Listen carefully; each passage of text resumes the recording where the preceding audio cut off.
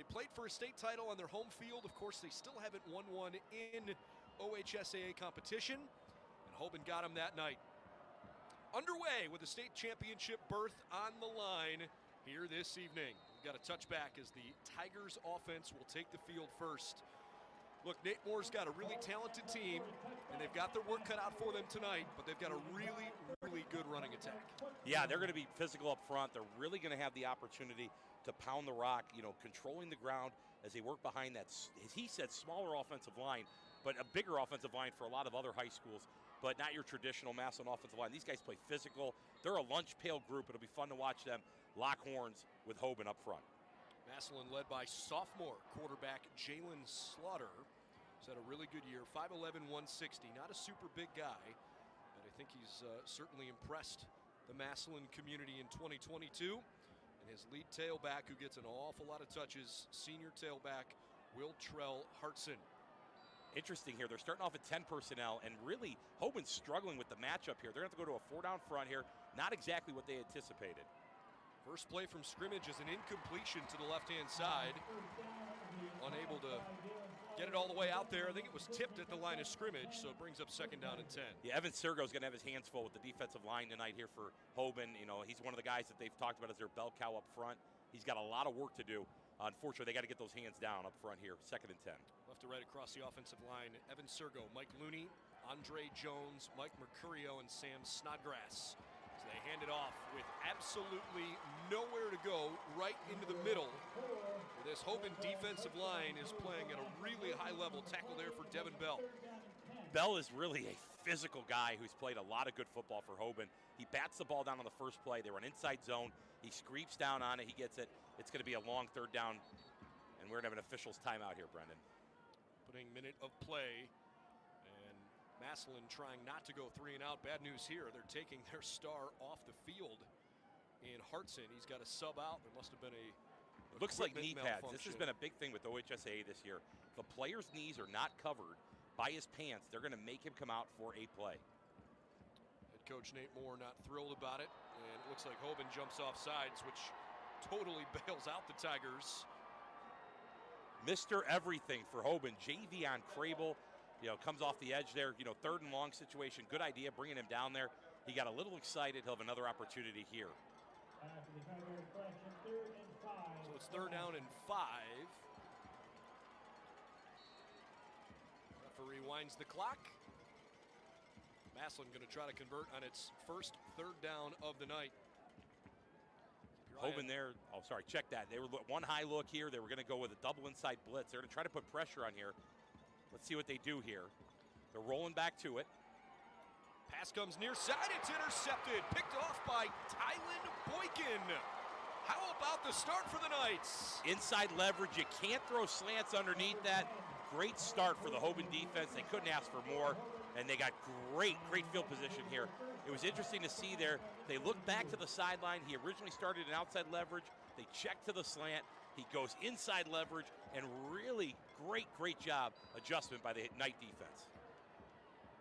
So you've got Will Trell Hartson, who's run for 2,000 yards and 30 touchdowns this year.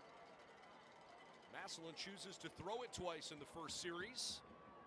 And on the 3rd play from scrimmage, they throw a pick. And here are the Knights in incredible field position. Spread formation here again. They're checking at the line of scrimmage. Lamar Sperling, Mr. Everything in the backfield. One of 7 finalists for the OHSAA's Mr. Football in the state of Ohio. This young man is unbelievable. Hoban with a delay of game. And at times this year, this team's been a little undisciplined. At one point, they actually had a game with 19 penalties. Now, they've cut down on that considerably, and they've won each of their playoff games by at least 4 touchdowns. Sperling could have a special night tonight. We'll get into that more in a second. Takes the first play from scrimmage and is wrestled to the ground just about 2 yards. Maybe only a yard ahead. We'll see where they spot it. Coming into the night, Lamar Sperling needs 125 rushing yards. That seems like a lot. Not for this guy.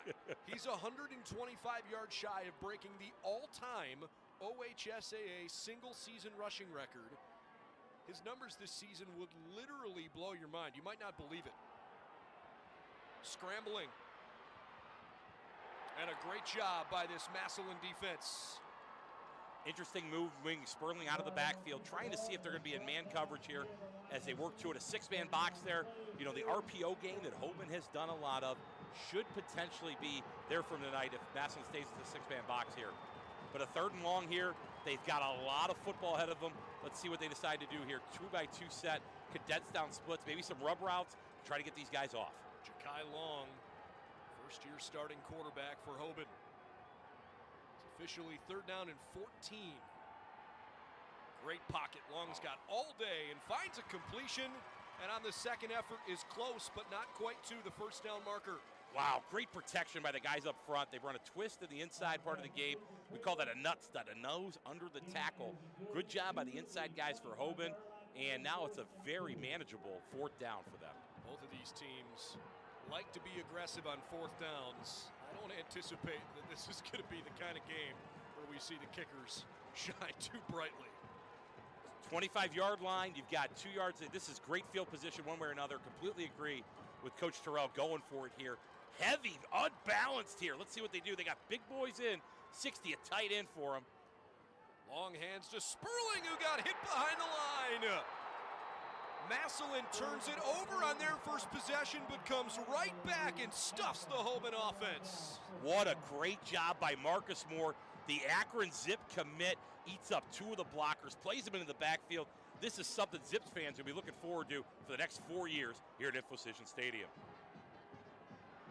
Boy, what a huge series for Massillon to settle in. Don't tell these Tigers that they can't play with the big boys from Hoban. The last time they played them on this field in 2019 was the only time in the last 7 years that Hoban didn't play for a state championship, because Massillon beat them 17-14 in the regional final. It was a great game that night. The outside, knew it was coming. They had the bunch formation. This is something they're going to go back to. They had Hoban out leveraged here. They missed the one block there. Watch if they come in this bunch tight formation again for them to work that toss, that same side toss they had there. Maybe put him in the pistol, give him a little bit more time to read that thing. I think they've got something there. They may come back to that a little bit later. So it's 2nd down and 11 after they couldn't get to the edge. Long look to the sideline for Jalen Slaughter. On the season, completing about 56% of his passes. He's throwing for under 150 yards a game, but 23 scores and now only 7 interceptions. Rumble it right through the middle with Hartson. High tackle, but enough to grab him around the shoulder pads for a gain of 6 to set up 3rd down and 5 now, with 8:12 and counting in the first quarter. Nice job with the jet motion there to set up that inside zone. Also, someone up here in this box is looking to see if later they can hand that thing off. Really, really good idea. A sound run, make it a manageable 3rd down here for Nate Moore's Tigers. Massillon's offensive line maybe a bit undersized for their own liking, but still a pretty darn good group. They try to run over the left guard, and they chose to run right at arguably the most dynamic player in this Hoban defense, defensive tackle and 4-year starter Jason Martin. Nothing doing. Yeah, they came down with those linebackers. They walked them down late. A 6-man front against that power defense, our power offense, is going to be really difficult for them to attack tonight. Really like the idea. Both teams kind of feeling each other out, that heavyweight fight mentality. We're going to get a punt here. Nate Moore did mention earlier today he thought they do a really good job of protection here, as Nolan Hendricks will be back deep to punt here for the Tigers. Freshman Peyton Cook and junior Parker Falkenstein, the 2 return men, and neither one of them will take the football as Massillon downs it at the Hoban 37-yard line. Off and rolling here at the University of Akron. We get the second offensive possession coming for Hoban after Massillon threw a pick on its first possession. Hoban was stuffed on 4th down the first time they had the ball, and Massillon's offense stalled a bit too. So 2 vaunted offenses, and we haven't seen a whole lot of pop yet. Yeah, we'll see what happens here. You know, with the 6-man box, Lamar Sperling, maybe get him on the perimeter here, give him an opportunity. They're going to go in a full house backfield here. They're going to match power with power here. See how Massillon, the 2 high safety look here. They're going to make them run the ball here. Let's see how this goes. Strength of the formation to the bottom side. This is Sperling. Shakes off a tackle. He's got some space, and he's across midfield. Sperling goes for about 13 yards and a Hoban first down. Power extra, the late shift with the full house backfield, something they haven't shown yet this year. Really nice job. They're going into tempo here behind that big Hoban offensive line. Officially a gain of 12. They say his knee hit down on the midfield stripe. Similar look to the start of this play. This time they're going to throw it to someone who could not be any more open than Deion Rogers. Goodness gracious. Touchdown Hoban on a fabulous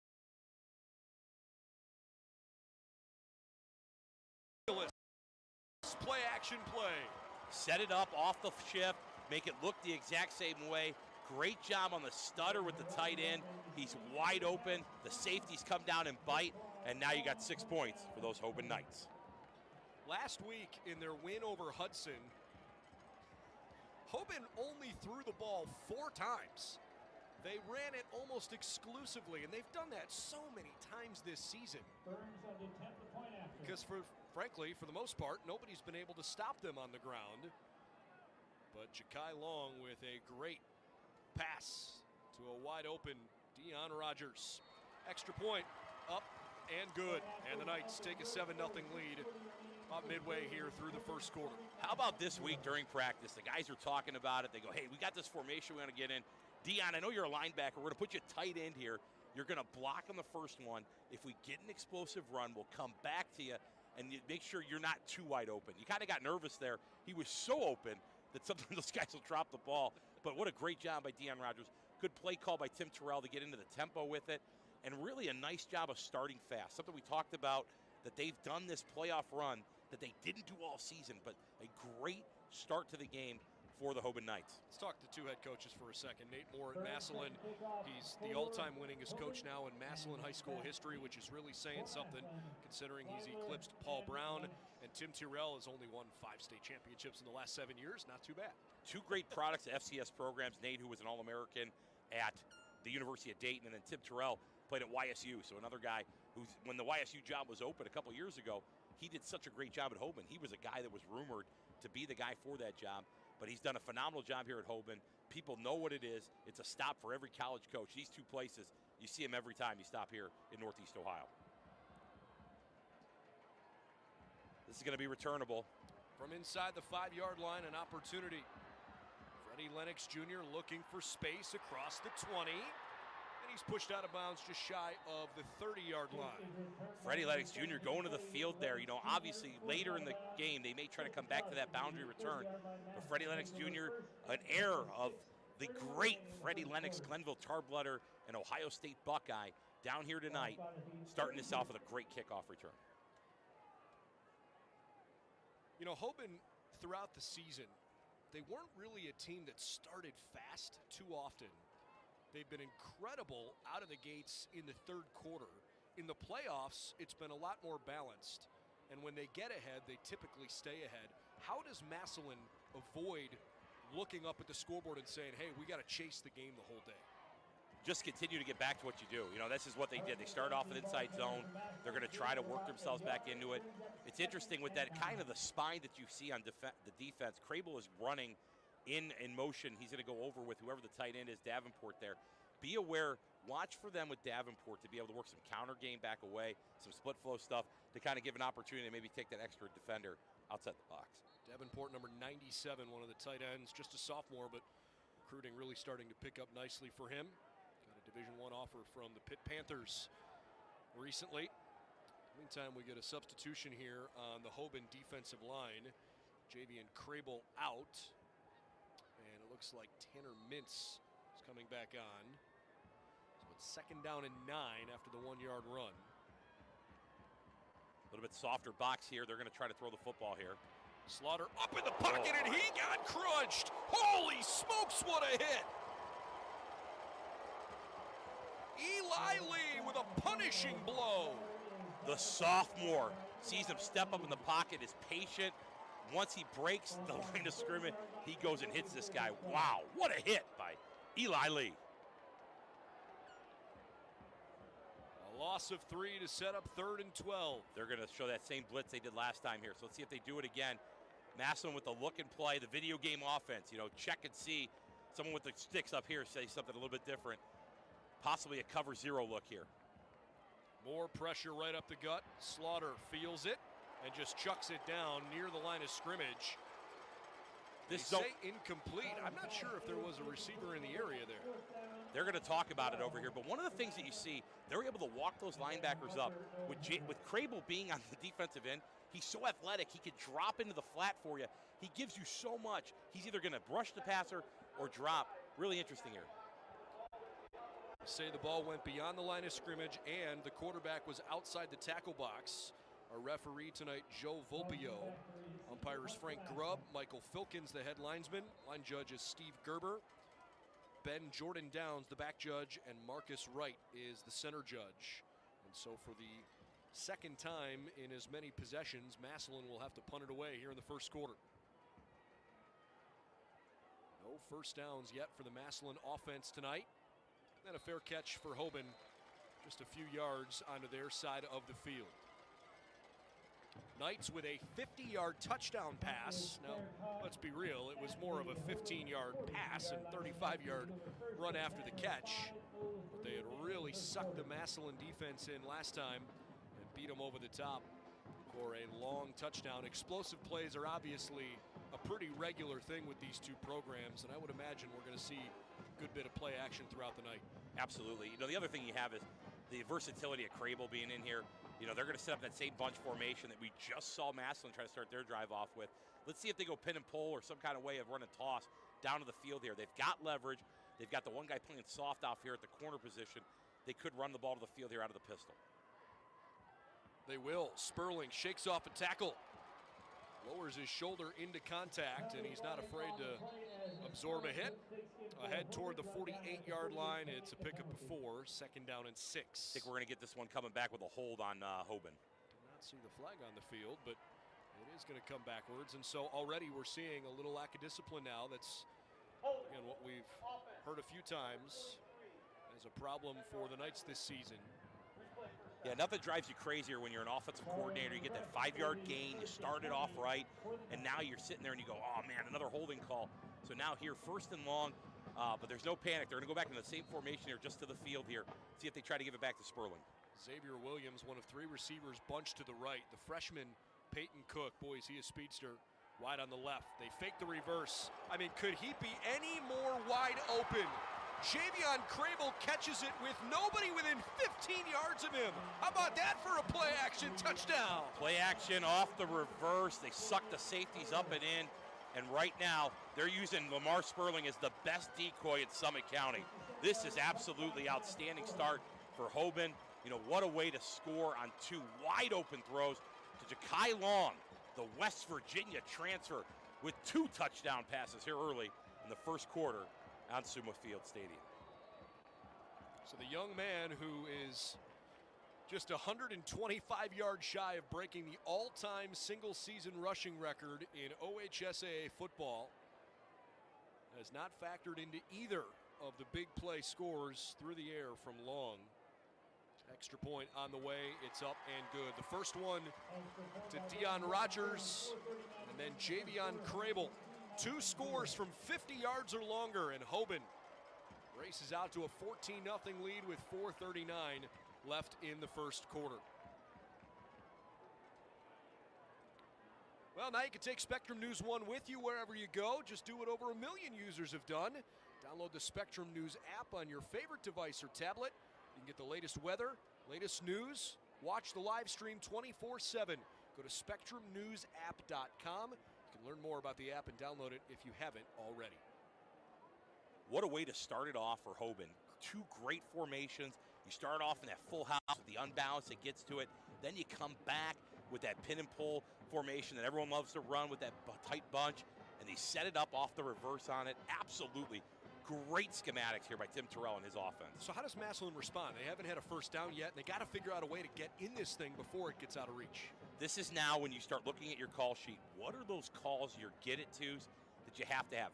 Who's the one guy in your offense that you go, hey, our back's against the wall. We need to get some momentum, get it going.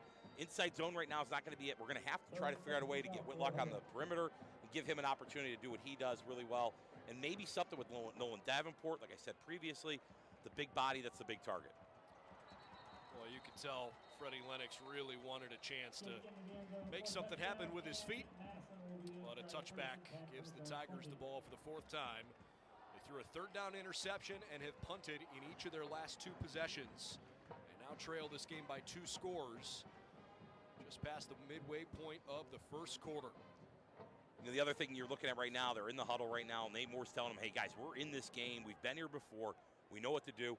Maybe get something isolated with Ardell Banks. Let him, his big body, be a factor here early in this contest. Both teams only have 1 loss in the season. Archbishop Hoban lost the regular season finale to the St. Edward Eagles, who are playing in the Division I state semifinals tonight. That's over on Channel 1 if you're a Spectrum customer. As Hoban chases down Slaughter in the backfield. That's another good defensive play from Eli Lee. And on the flip side, Massillon's only loss of the season came in week 1 to a team from Cincinnati that's playing in the state semifinals tonight. Archbishop Moeller beat Massillon 49-31, and since then the Tigers have ripped off 12 wins in a row, and frankly, most of those have been pretty convincing victories. 2nd down and 10, Slaughter rolls out, he's in trouble, and he just chucks it out of bounds. Boy, anytime Massillon has tried to get outside the tackle box, whether on the ground or on a quarterback rollout, they are quickly finding Hoban Knights that are waiting for them there in the flats. Yeah, good idea trying to move the pocket a little bit. You know, he's struggling to let him set his feet. He had Ricardo Wells on the corner route there, maybe something to get back to a little bit later. Extra guy in the protection, maybe pull a guard, some way to kind of help out on that perimeter. 3rd down and 10, 4:02 left in the 1st quarter. Slaughter and company need some positive momentum, and they need it in a hurry. 3rd and long, 1 high look here. Let's see if they get exotic again with the blitz. They are going to bring an extra guy. Slaughter in trouble, throws across his body, and it's a good pass.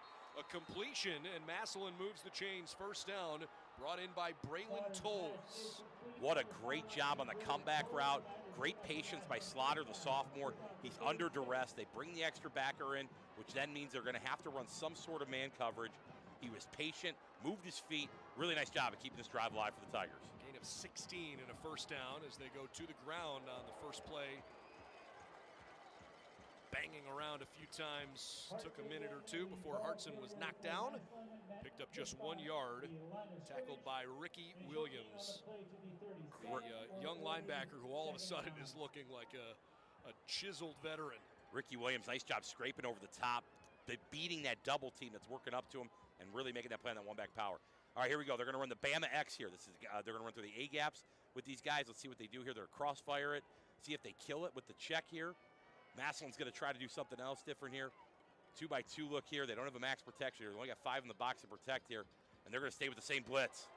Quickly got it toward Hartson, but he dropped it. Heard footsteps coming quickly. And right now, if Massillon doesn't start getting better play from the interior of their offensive line, they're going to have to open the playbook up in a whole different way. Yeah, Jay Crable there once again, that drop in the boundary there. You run that blitz and you say, hey, I got the back right here to run to him. He's standing right there. It's a tough, tough look. They're going to have another answer against that. So it brings up a 3rd down and 9, under 3 minutes to go in the 1st quarter. Hoban's defense looks like they're out for blood. Nice. Ricky Williams up on the line of scrimmage here, Brendan. I think he's going to be coming again here. Stunts to the outside. Look at the pressure. Quickly got it away. It's a completion to Tolles. And Tolles moves the chains again. Nice job on the tunnel back to Tolles. You put Crable in a tough situation there. Give him the opportunity to make that play, to work up there vertical. Really nice job.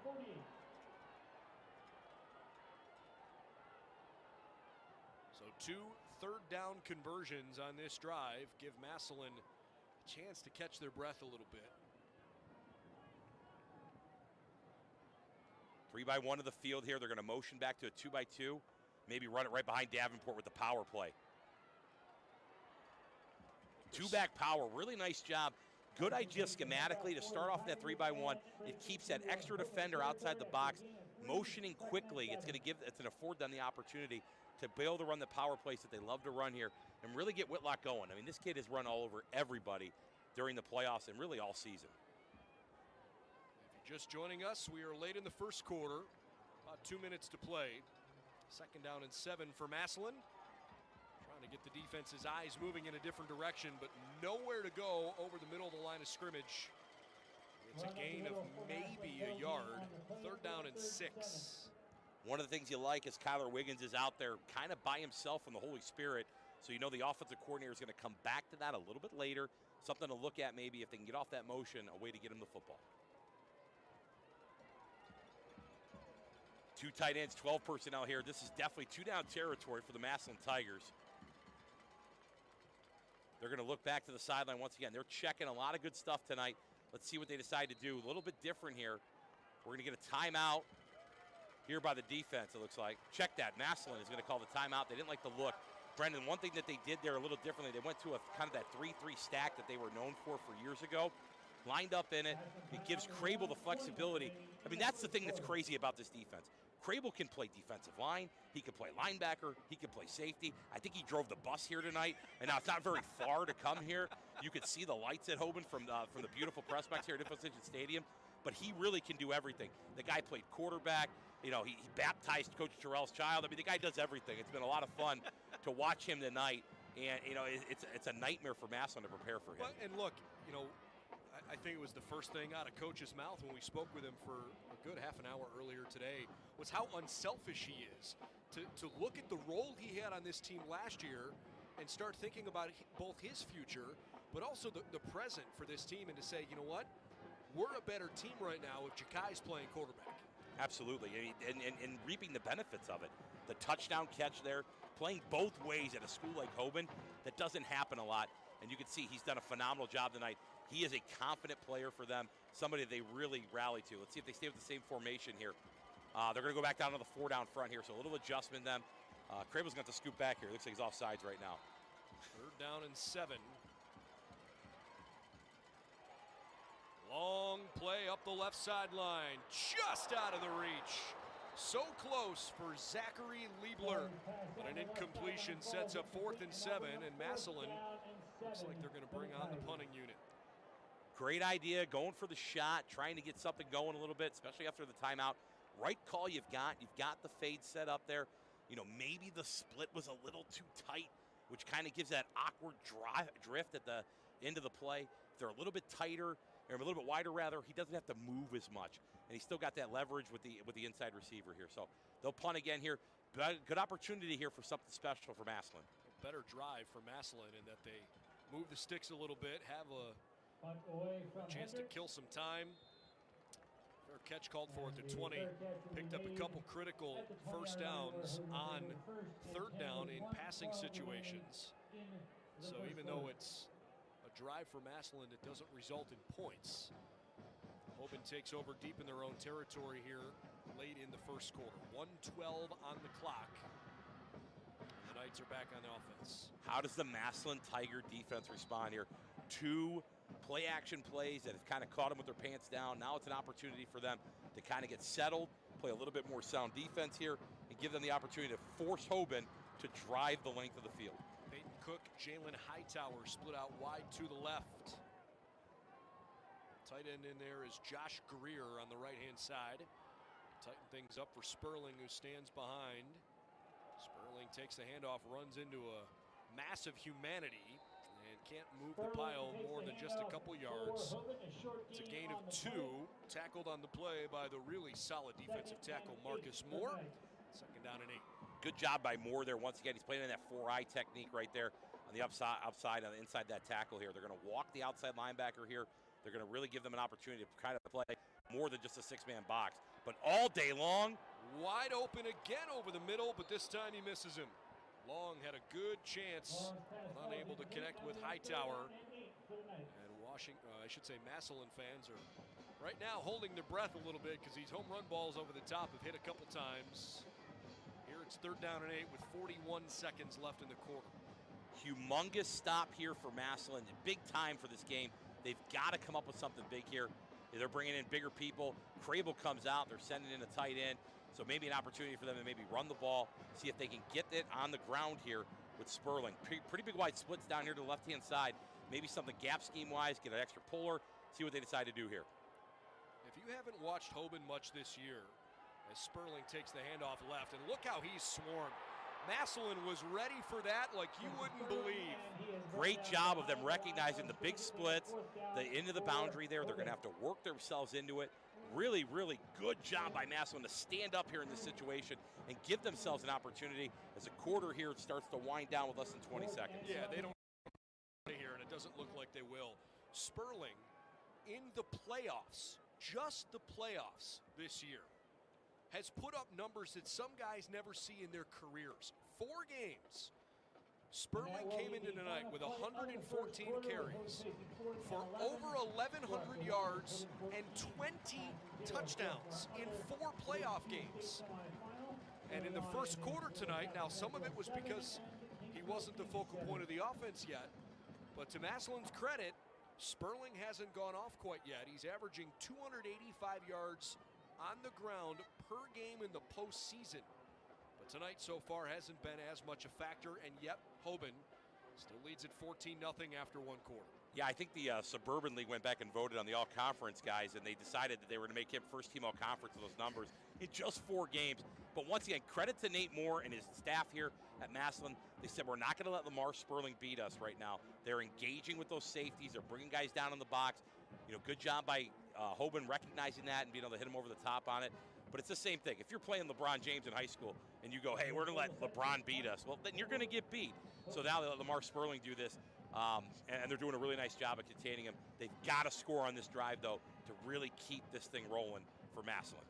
Liebler back deep, standing at his own 45-yard line, awaiting the punt from the senior, Javion Crable. Crable does it all for the Knights and hits a pretty good kick to right about midfield. Looking for the edge, and terrific special teams. That's a gain of maybe 1 yard vertically after a long run toward the near sideline. And Massillon has its best starting field position of the night. They're just on the plus side of midfield. How do you not love Micah Rice coming down there? It looks like he's got some room to return it. And Micah Rice closing on ground, the sophomore, athletic, great tackle there on the sideline. But still a great field position here for the Massillon Tigers. They got about 49 yards to go.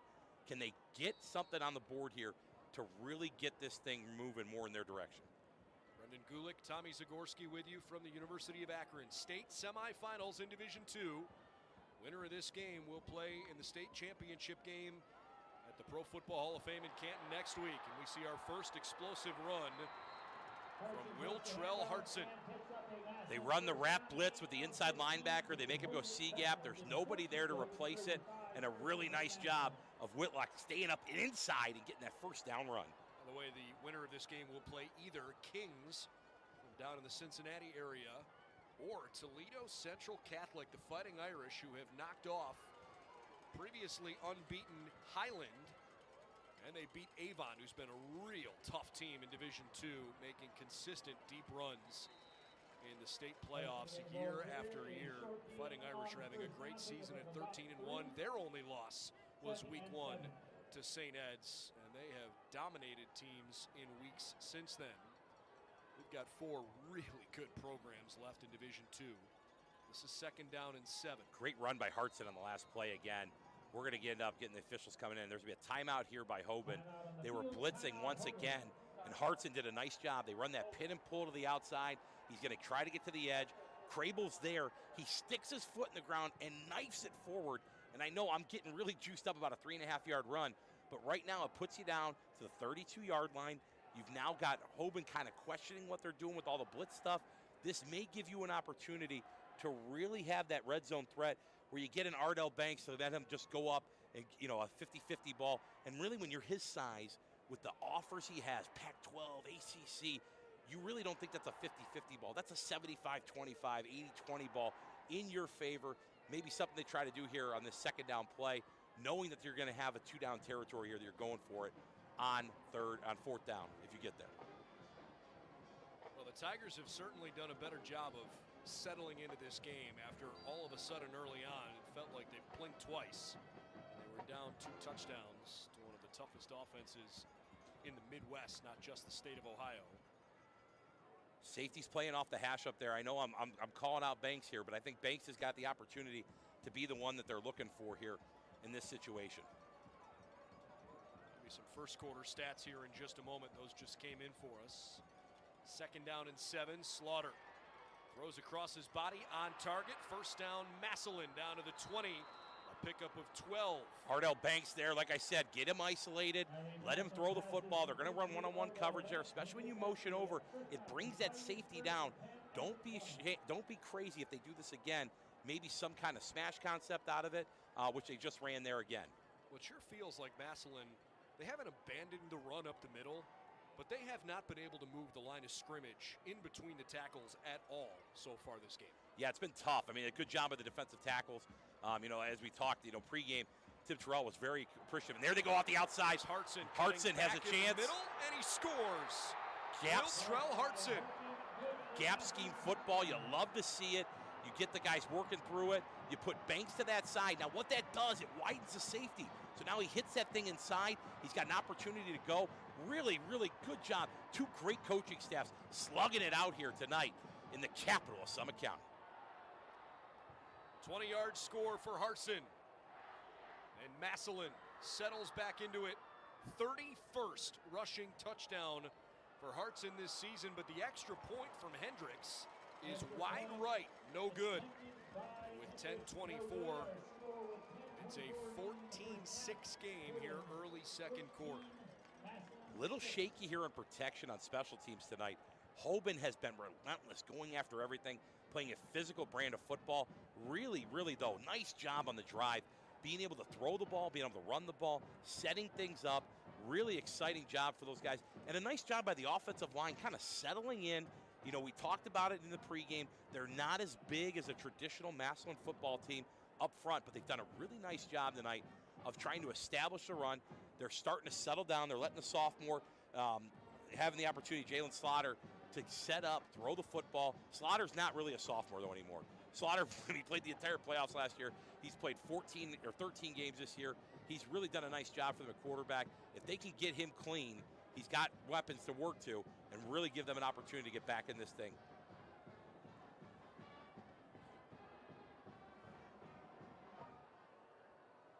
So it's 14-6 after the missed extra point. And Nolan Hendricks gets ready to boot it away for the Tigers. Massillon had more yards on that drive than they had the previous 4 drives combined. See how Archbishop Hoban goes back to work offensively. So far, Sperling just 6 carries for 16 net yards. Short kick and a chance for Crable. Actually, beg your pardon, that's not Crable, that's Wesley Anderson, one of the up men. The 24-yard line, it's where Hoban will get things started. One of the adjustments you'll see the next time there's a kickoff return for Hoban, they're going to move Wesley Anderson, that second line, up a little bit more. They grossly overestimated the kicking ability of Massillon with that pooch kick right there. That's what you do. When you got 2 guys deep that are really tough, you work yourself in to make sure you work to the guys that, Wesley Anderson isn't returning a lot of kicks at practice all week. Now he's got the opportunity to do it. So Keon Johnson, the left guard, runs out for Hoban. This is not a typo, folks. He is 6'4" and 395 pounds. I'd run over the left guard. 10:18 to go here in the first half. Shifting the full house again. Let's see what they decide to do here. They've got him out leveraged here. High snap. They recover okay, but Sperling by that point had nowhere to go, and he was lucky to get back for just a loss of 1. Old school football, the way that Tim Terrell learned it in Youngstown. They're running the double ISO there. So what it is they're going to shift over. They're going to have the guys up front log on to those guys.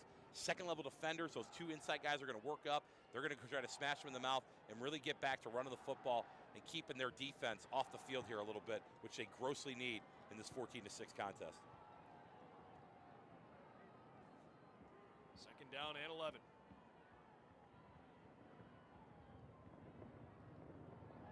Chikai looking down the right side, zings it in there for a completion at the 35. Tackle on the play made by Jaden Welch. Finding Crable again, and it's a first down for the Knights. What a big-time play by Long there. He sets his feet, the pocket's there. We talked about the beef eaters up front, the gravy drinkers. They got him ready to roll. Nice job by being able to set that thing up. A nice first down completion. The gravy drinkers? I'm sure. We just alluded to Keon. I'm sure he drank some gravy yesterday in honor of Thanksgiving. Full house backfield here again. Love to see it. See if they shift again to this side. They ran with the ISO last time. And they come back with it again here. Long hands it off. Good job by Sperling to shake off a tackle for loss and make something of it. Sperling's not a particularly big guy.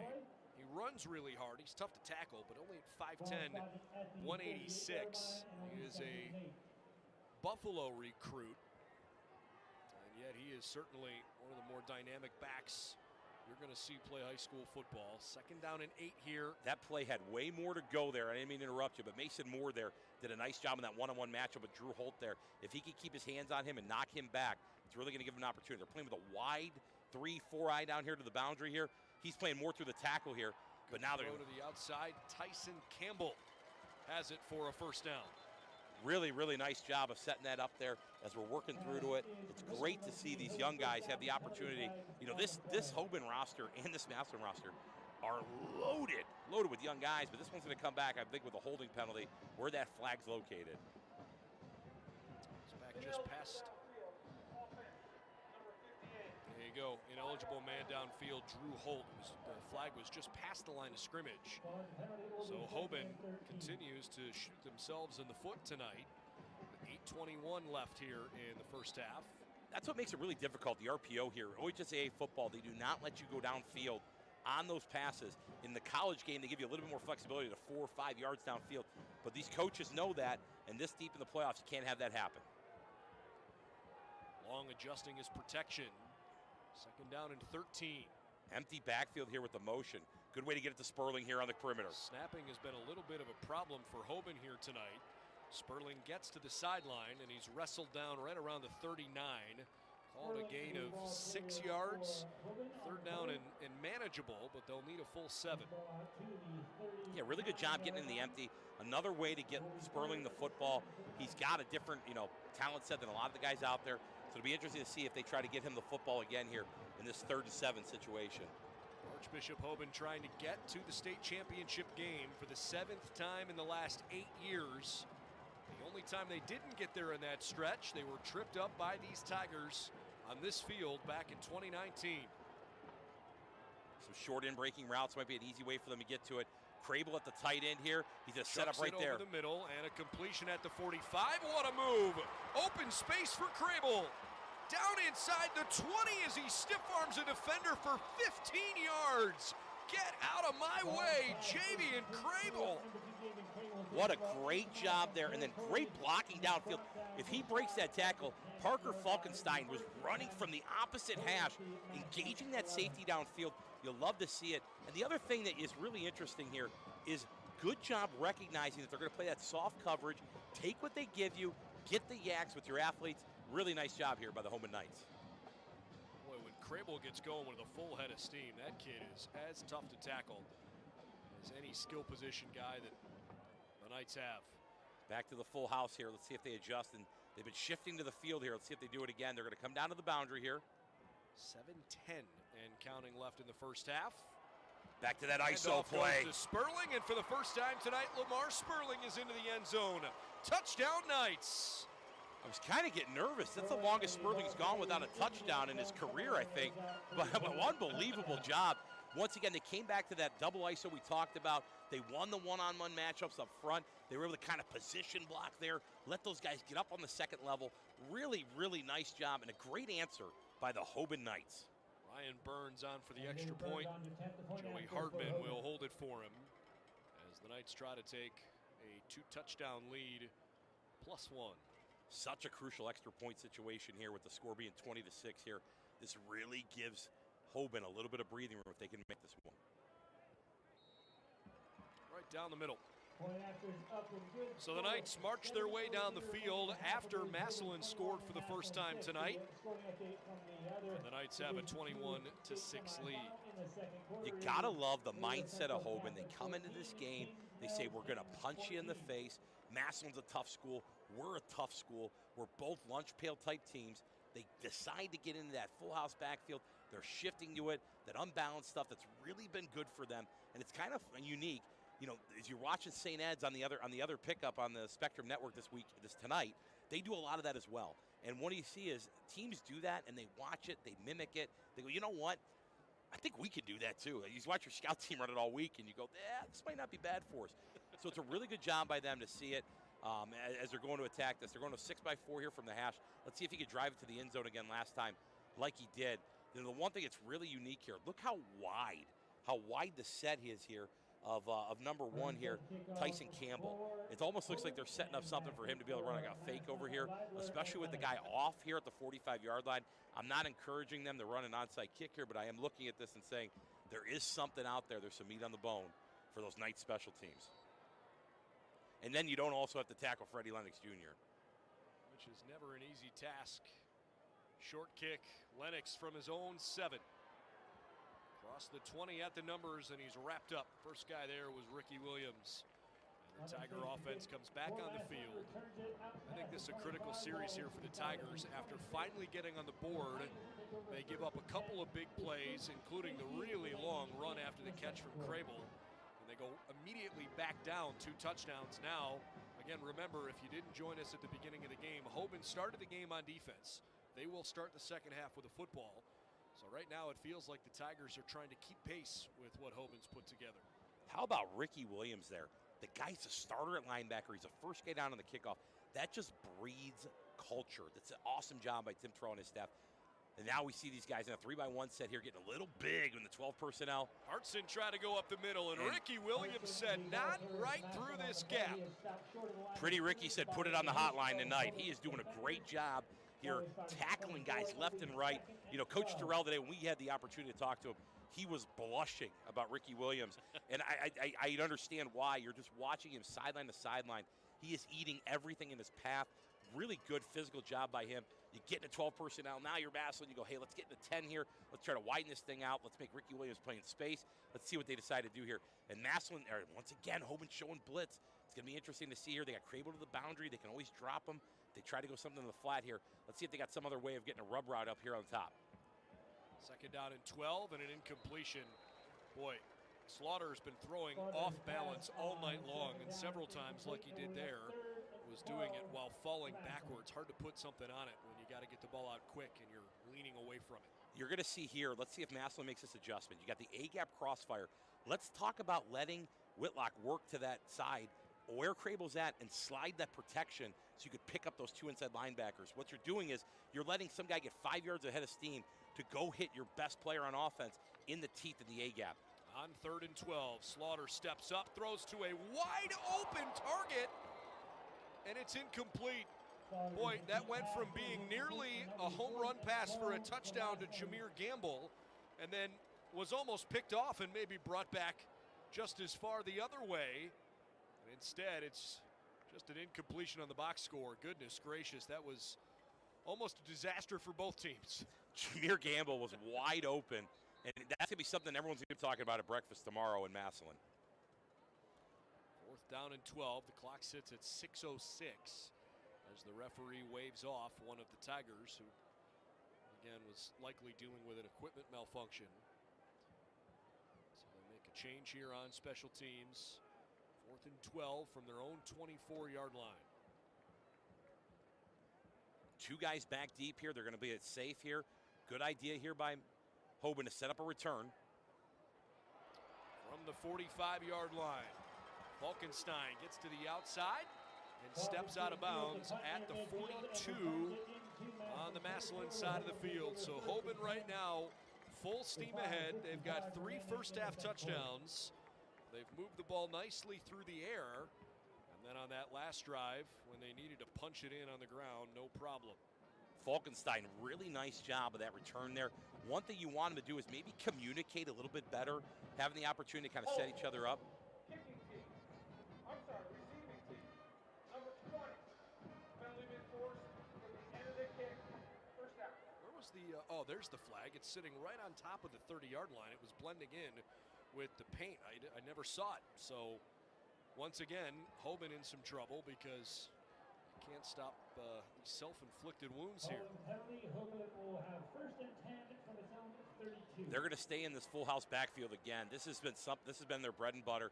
They're probably going to shift over here to the left-hand side on your TV screen here as you're looking at it, to the top half of the screen, to the Massillon sideline here. Check that. I'm sorry. He's down here. They're going to come back to the right side here if they shift. See if they go back to the ISO play that they've done a really nice job on, and that's exactly what they're going to run. Sperling cuts around a couple times. He just Out won't the go back down. door. Lamar Sperling, a shoestring saving tackle. Get him, Velcros! What a run. Nice job there as he's working through it. He has the patience to read it, gets to the first level, good vision, plants that foot, gets back behind it. Great tackle, though. It's touchdown saving tackle right there for Massillon by Zach Lieber. He grabs him. The junior does a nice job of getting to him. Really, really, though, he saved that scoreboard lighting up on this one. So it'll be 1st and 10 here. They're going to stay in that full house backfield again. They're probably going to bounce it back to this side. Let's see if they decide to go some kind of play action, if they get sick of running this ISO play that's just been so good for them. Sperling's been doing a really good job in tight spaces all season long. He just hasn't had to do it all that often. Another high snap. Sperling with a huge hole to run through. Stays on his feet. And it takes a whole swarm of Tigers to bring him down up to the 30-yard line. It's a gain of 16 and another Hoban first down. Went with the ISO concept again. This time they stayed it up the middle. Give Sperling a little more opportunity to do it. Really nice job by him. Now they're rotating out. They're going to take Lee out here, so let's see who comes into the game for him. Faulkner goes into the game, so what that means is they're not going to be in that full house backfield now. They're going to go back to a traditional 11-man personnel. One thing to look at here, they got Faulkner down here at the bottom half of the screen. See if they get greedy, maybe to the freshman here. Let's see if they get Peyton Cook involved here. He's lined up in the hash to the bottom half of your screen. Another player that they glowed about today when we were discussing the Hoban Knights' abundance of riches. 1st and 10 for Hoban from the 30. Sperling got crunched in the backfield. Big time hit, great penetration by Massillon on the defensive side. Chase Bond, physical off the edge, 6'4", 245 pounds. He comes in, he sees it. He doesn't have to read anything on that. He's just going to smack him right in the teeth. What's going on with a snap right here? I mean, we haven't seen a snap into Long's chest all night. You know, right now, jitters, it's one of those things when you're off. You go golfing. Let's say your swing's off a little bit, and you go, the driver's just not working today. For this center right now, he's thinking the same thing. So what you'd love to see is when we come back, when this drive's over, down here in this blue and gold area, maybe behind the benches, let the center work on his snaps. He's got to build some confidence in it, have somebody there so he can attack it, so he's not just working through the rotation and the movement of it. He's working through. So Hoban can decide to kick a timeout, and I think this might be something to do. They're going to recover here, even though the momentum's going in their favor. These little snaps are little things that should not be holding them back, and they're going to look back at it. And what great coaches do in this situation is they don't look at it as 21-6 on the scoreboard. They say, hey, we're on this drive. We're taking each step forward. What can we do to make sure we execute? And that's what's going to happen with these snaps here. Right now, one of the other things they may mess with is his grip. One of the things they can do is do a dead snap where you touch the top of the football. So people at home right now are riveted by me describing the different ways of snapping footballs. But realistically, it's going to give them... You can't tell, folks. Tommy's a former offensive lineman. He was pretty good, All-American a couple times. So they're going to get the opportunity to really see them here. If they can get this snap down, have that opportunity. But once again, I'm going to be excited to see if they go 3-by-1 here again. They did have Cook open. If they decide to do it, some kind of maybe hinge concept with like a hitch on the backside and a fade to the number 2. Let's see what they decide to do here as we're working through it. All the big boys are back in. So the Knights come back out. They've got Caleb Jones, the junior, who is standing to the left, along with Dominic Bush. Sperling behind Long. 3:41 left in the first half. 2nd down and 14. On play action. Long with some happy feet, didn't really see anything down the field, so he got back to the line of scrimmage. It sets up 3rd and 14. Great job by the safeties here by Massillon to stay at home. They see the big physical group. They say, you know what? We've already bid on this once. We're not going to be bid twice on it. Shame on you the first time. Shame on us the second time. So really nice job of them working back to that. Great coverage there in the secondary. And a really nice job by the guys up front, continuing to rally to the quarterback, making Long uncomfortable back there, and really forcing him to speed up his clock. Hoban trying to double dip with a score. The the last potential drive of the first half, and if they could also do it, also on the first drive of the second half. As Long rolls out, they need the 20 for a first down and won't get there. Crable makes the sliding catch. It's a nice play, a good gain. He's down to the 25-yard line, and I would imagine this is probably 4-down territory for the Knights. Yeah, you got the 10-yard route there right now. You're going to make now. Let's let the clock run down. There's 27 seconds here. Tim Terrell's going to take his time here. It's a win-win situation for them. They've got the play. You're not going to bury them. You're going to still make Massillon. If you don't get anything on this, they still got to go 75 yards with less than 2:10, depending if they run this thing down.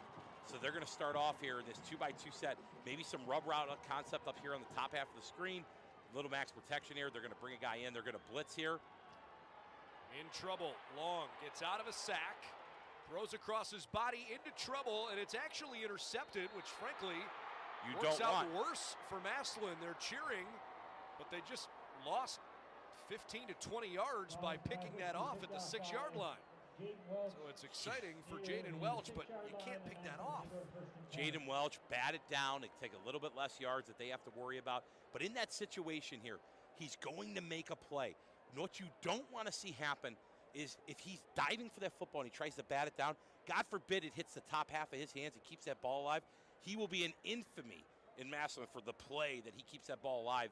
Unfortunately, he gets the interception, but great job by them to stop Akron Hoban in that situation. Now they've got an opportunity. 2:08 here. Let's see. They worked the 2-minute situation a lot. They've got 2 timeouts here, so a lot of time left on the clock. It's got to start off with an easy completion here to get them rolling. Split back formation, probably a way to run the ball in this backed up situation to kind of help themselves out. 1st and 10 for the Tigers. They hand the ball off. The first play to Hartson, and he's trying to make something happen out of it. He might have gotten a yard. At this point, it feels like the Tigers are trying to just protect themselves from a bad turnover in a critical spot of the field here. Plus, Hoban's only got 1 timeout remaining. Dorian Pringle has not been called on to be a lead blocker this entire night. And in that situation there, if he can run his feet on contact, I think there was something there, giving him an opportunity to come back to it. They may do it again here.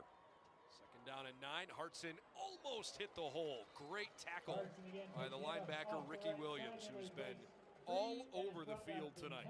Ricky Williams has tackled everything tonight. He's had a phenomenal first half of this game and really put them in a situation here. Interesting to see if Hoban decides to take a timeout here to pin these guys back to see where this works through. 4 receivers for the Tigers. Try to open up the middle of the field just a little bit. Slaughter has got time. Chucks it deep down the right side and overshot him. Massillon wanted a flag. That ball was unfortunately not catchable, overthrown. Slaughter and the Tigers go 3 and out, and again, it's going to leave 58 seconds on the clock here as Archbishop Hoban tries to make something out of the end of this first half. Jameer Gamble can fly. What a route by him. He's got him right there, and really, Long gets hit when he throws the ball there. So if he doesn't get hit, there's a possibility that he can Slaughter gets hit when he throws that football. If Slaughter doesn't get hit, there's a possibility we're sitting at the 45-yard line with 50-some seconds left in this contest to go score before halftime. Instead, Massillon has to go max protect here on this punt, and they're running out of time. They got to burn a timeout. They only had 2 on the play clock and were unable to get the 11th player on the field. This is obviously critical because, look, you know the time, you know the situation, but let's just recognize that Hoban at the line of scrimmage defensively have penetrated all night long. This is a clear attempt for them, at least the way they were lining up, to try to block a punt and make something special happen. Yeah, if you've got one dialed up, this is the time to use it. It's a 21-6 game, 58 seconds left. You've got them right now on their own 10-yard line. They're already going to speed up their process a little bit mentally because why? They're backed up. Punters, for some reason, the second they touch any grass that isn't green, their minds explode. The heart rate goes up. There's a lot going on back here. So now you're going to see Hoban do this. But good job by Nate Moore. Being patient, calling that timeout, saying, hey, you know what, guys? We didn't have the guy out there. Let's take a deep breath. Let's protect. Let's set this thing up. Let's give ourselves an opportunity to go make a play here. Hendricks standing about halfway deep in his own end zone. 7 guys on the line of scrimmage. applying some pressure here. None of them rush particularly hard. The punt's not very deep, and a fair catch for Hoban. Look at this field position. They've got 52 seconds to go and a timeout. And Archbishop Hoban's going to have the ball at Massillon's 40-yard line. 39, it looks like. I think he gives it the 39 or the 40 here. See where they put it down. It's certainly in that vicinity. They'll put it down right at the 40. Tomato. Brendan, you win on this one. I'll give it to you. But he caught at the 39, I thought. But anyways, really good job, though, of them special teams-wise.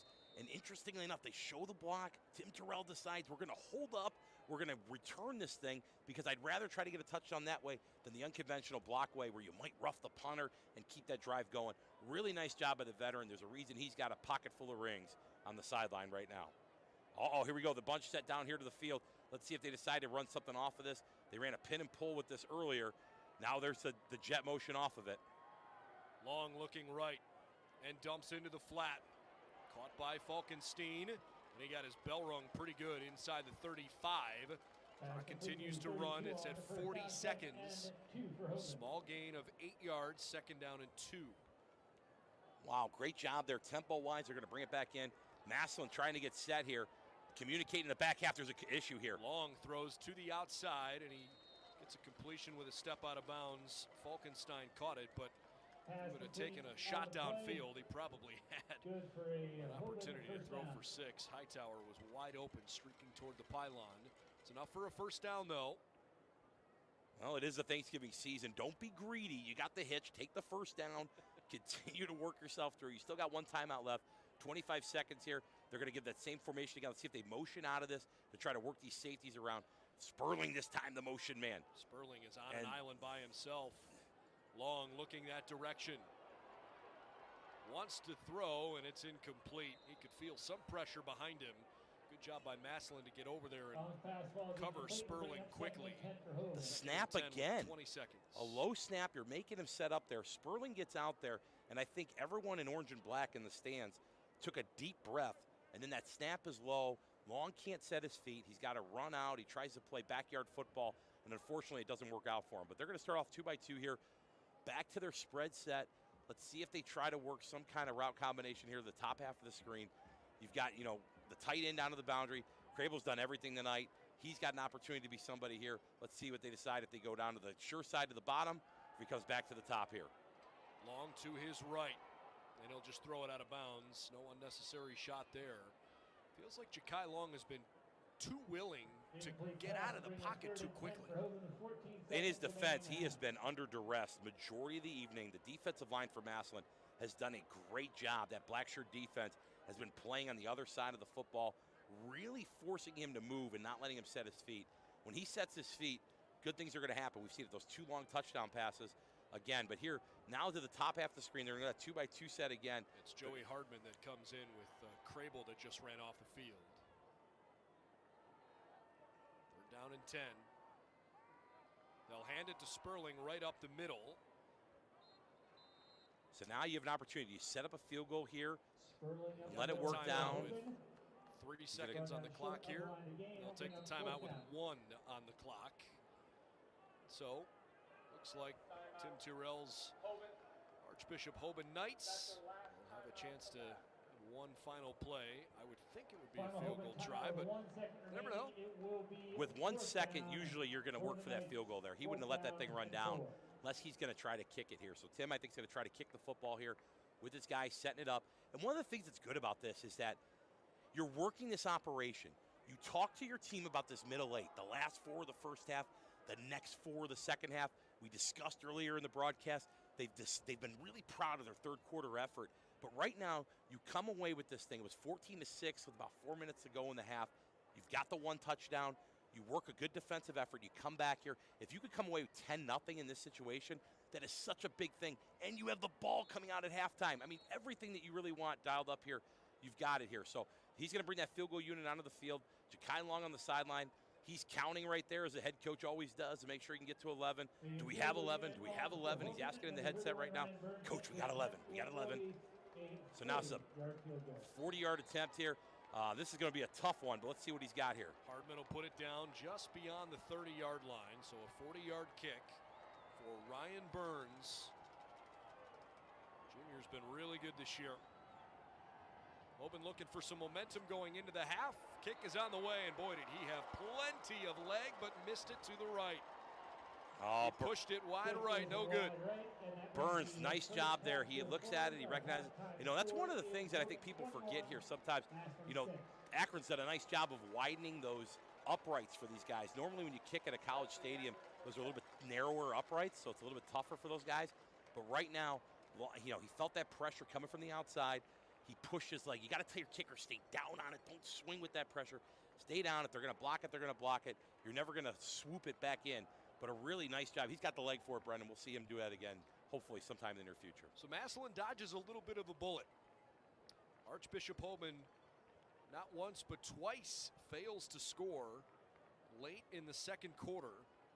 And what was quickly a 14-0 lead for Archbishop Hoban has settled down. That early track meet maybe has become more of a slugfest.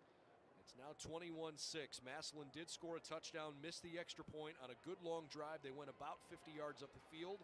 We'll bring you some first half stats here in just a bit. Hoban has scored a couple of times through the air. Both of those touchdown passes were long plays. One was about a 15-yard pass and then a 35-yard run. The other was a 60-yard touchdown pass. And Lamar Sperling has one touchdown run on the night. Not a huge rushing attack so far for Hoban, but Massillon is hanging tough. It's 21-6, and again, the Knights will have the ball to start the second half. Your thoughts kind of summarizing what we've seen so far? Let's look. I mean, Nate Moore's going to walk into that locker room. He's going to look his guys in the eye, and he's going to say, 2 plays. 2 plays, guys. 2 plays. Right now, we're sitting here. It's a 7-6 game. 2 plays. It's a 7-6 game. You continue to rally. We've got 24 minutes left of football. Continue to rally. Continue to play fundamentally sound. We've got you offensively. We're going to figure out ways to get the ball extended there as we work through it. On the other end of the other half of the locker room, you're going to have Tim Terrell talking to his guys and saying, hey, it's a 0-0 game. We've got to be able to have the ball. We got a kickoff return opportunity here. Let's set this thing up. Let's go down the field. Let's come away with points. Let's end our drives with kicks. Right now, if you're the Hoban Knights and you end every drive with a kick, the rest of this game out, you win this football game. So that's what he's going to tell his guys. Then you're going to go back to your coaching staff and you're going to tell these guys, hey, I love the ISO stuff. What else can we run off of it? We obviously can shift. We can run a counter extra. We can run a power extra. We can run a flood concept out of it to get long out of the backfield, maybe roll the pocket a little bit and be able to kind of pick and pull depending on what those safeties start to do if they're staying at home. If those safeties start rolling up again, we're going to hit them off the play action. We can run a corner route and be able to get ourselves going. So that's going to be something they're going to talk about. Massillon's going to have that opportunity to defensively to come back together. They're going to say, hey, look, there's a lot of guys in the backfield. What can we do to still be able to play good sound coverage, but be able to add an extra hat into the backfield and force these guys to go over the top of us? Because they've done it twice, but right now you're feeling confident enough that they're not going to do that to you on a regular basis. Knights lead at 21-6 at the break. Just under 18 minutes left before the second half starts. We'll give you some live shots here of the marching bands at the half. But in the meantime, Tommy and I will step aside. We'll bring you live streaming coverage of the second half here in just a bit. Division II state semifinals. Archbishop Hoban out front 21-6 over Massillon here on Spectrum News 1.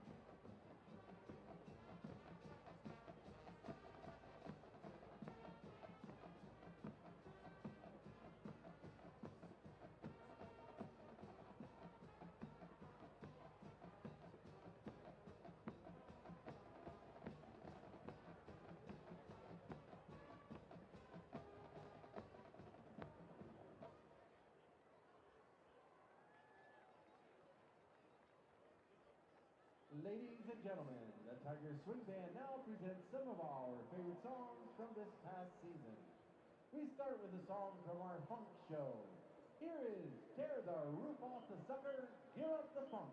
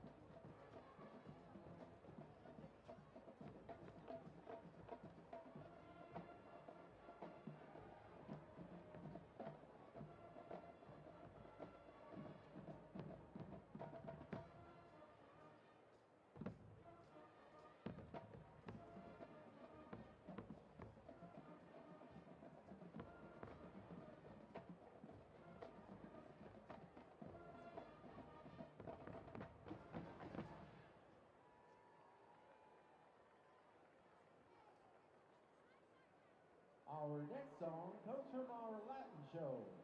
We now showcase the talents of our majorettes, Arabella Collins, Caitlin Allen, and Regan Lustig, as well as our drum major, Miriam Joseph. Dance along with Obi the Tiger, Jasmine Mazarigos, to our arrangement of Malagueña.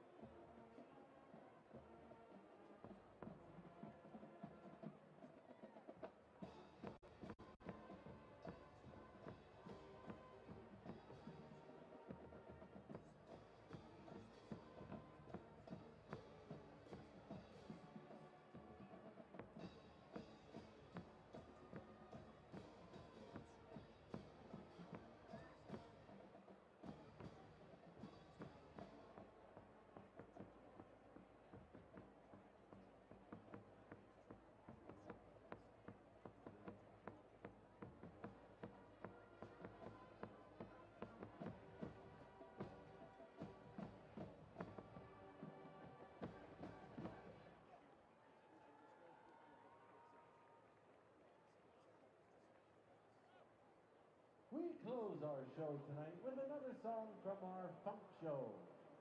The lion may be considered the king of the jungle. Here in Massillon, it's the Tigers who rule the Jungle Boogie.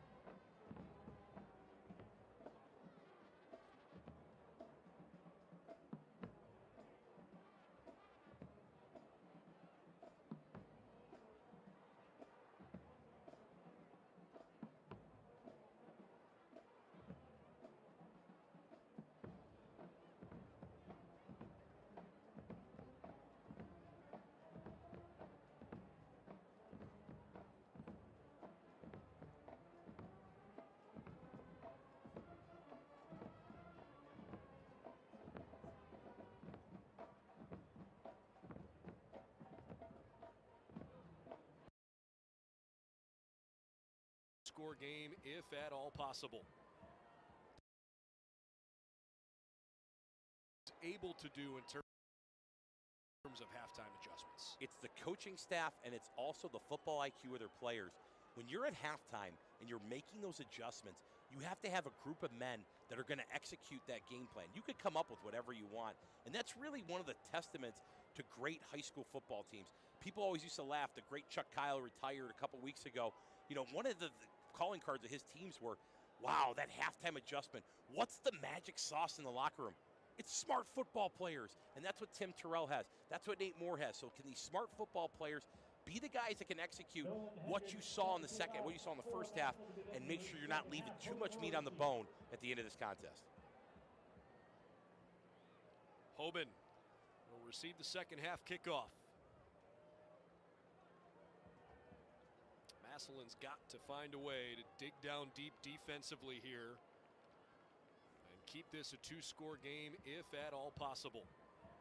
Don't want to get in a track meet, frankly, with either one of these two teams. They're both capable of putting 40 points on the board any night, and frankly, they often have. Second half underway with a state semifinal appearance on the line, and that is not a good kick. Holy smokes. Hoban will take a fair catch, and they've got it at their own 31-yard line. Great decision, though, to fair catch it there by Hoban, not try to get greedy by working through it. And it's one of the things they probably said, hey, look, they've got these two explosive guys back deep.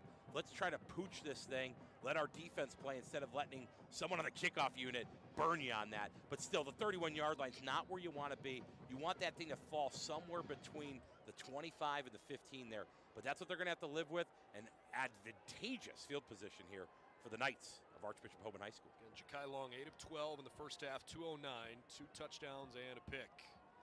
First play of the third quarter. Low snap, he hands it off to Sperling, who dances around and falls forward for a gain of 3 up to the 34-yard line, second and 7. So we've seen the halftime adjustment here by Hoban. They're not going to go to the full house. They ran the ISO play again. This time, though, they had a split receiver out to extend that extra guy out of the box. It's the same play we saw in the first half, just a different way schematically of working to it.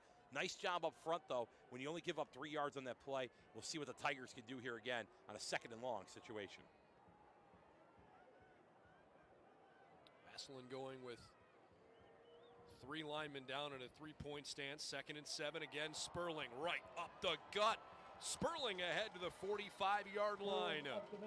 A gain of 11 and a first down for the Knights. If it ain't broke, why fix it? They go back to the full house backfield. They run the double ISO play, giving them the opportunity. They're going to sub in another big body with old number 88 coming into the game for them.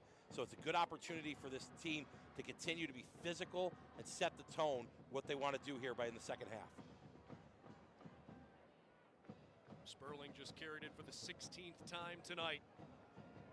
1 yard shy of breaking the record. He is on the precipice of history. High snap. Long still got him the ball, and there's the record. How about that? A high school program that has had incredible success running the football over the last decade with some of the great running backs in Northeast Ohio.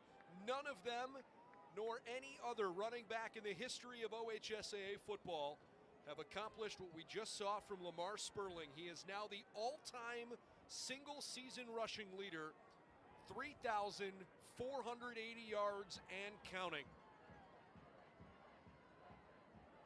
Sperling again. Rumbles down inside the 45. What a great job on that historic 7-yard run like you alluded to. And then now get the first down here. And it's the guys up front. Drew Holt downfield running the defensive lineman off the football. Really nice job of him. Greer will come out here. They'll go back to a more limited. Let's see. Greer, they're going to keep. They're communicating what that sideline's going to look like here. They're going to go back to 10 personnel here. So it'll be interesting to see if they have the ability to try to throw the football here. After getting Sperling the record, Massillon's going to tighten down with these lower safeties. See what happens. I'm not sure they really knew that record was about to be broken. There's obviously no celebration or ceremony for him, but I'm sure he'll find out after the game that he is the all-time leader. In the meantime, everybody went except for the center. So what is that, false start on everybody except for the center? It's going to go on the center. They'll call a snap infraction here on number 54.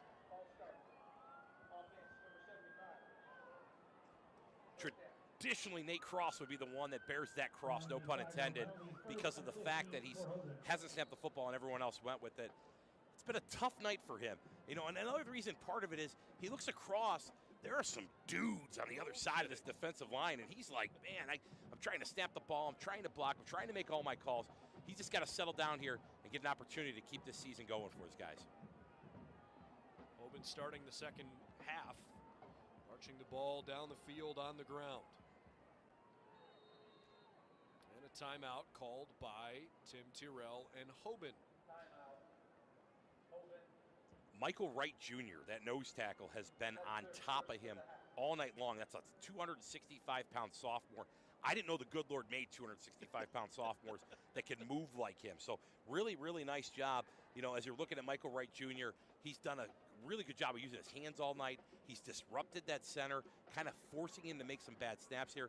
But great veteran move here by Tim Tyrrell. It's 9 minutes left. Hey, let's take a deep breath. We've got good things going. We're running the football. The only people that we feel in our hearts are going to stop us right now are us. On the other side of the football, you know, Nate Moore's going to engender that spirit to say, hey, we've got this. We've got dudes up front. We got two of the best linebackers in the state. We're going to have the opportunity here to go shove these guys down, but we got to make a stand here when they have the ball in our territory here at the 48-yard line. Massillon backpedaling a little bit, but boy, they've gone toe-to-toe with one of the best teams we've seen in quite a long time in Archbishop Hoban. Top to bottom. Got some incredibly talented underclassmen, too, that haven't featured prominently tonight, but there's no reason to think that Hoban's going to have any fall off as Sperling spins around. He's untackleable. Down toward the 43-yard line. He got back to the original line of scrimmage, picking up 5 and sets up second down and 10 now. Really great job defensively there of the Massillon Tiger defense. You know, they were out of phase. Ryan Page comes up, makes the play, and gets Sperling down. You know, as you watch that blitz, they went in that C-gap blitz that we saw in the first half where, you know, Whitlock had a great run against Hoban. Same type of blitz.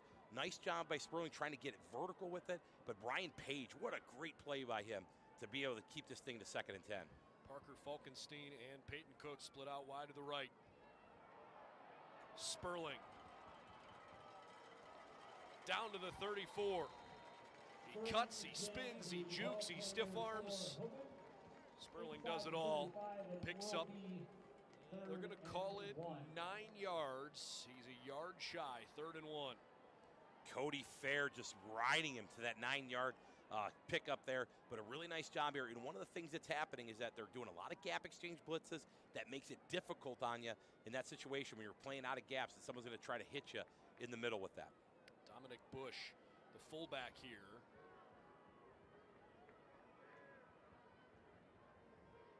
Might be the best snap of the night, and it helps Sperling get ahead for a first down. He fumbled the football. Massillon looks like they pounced on it, and they have. Oh, a huge turn of events.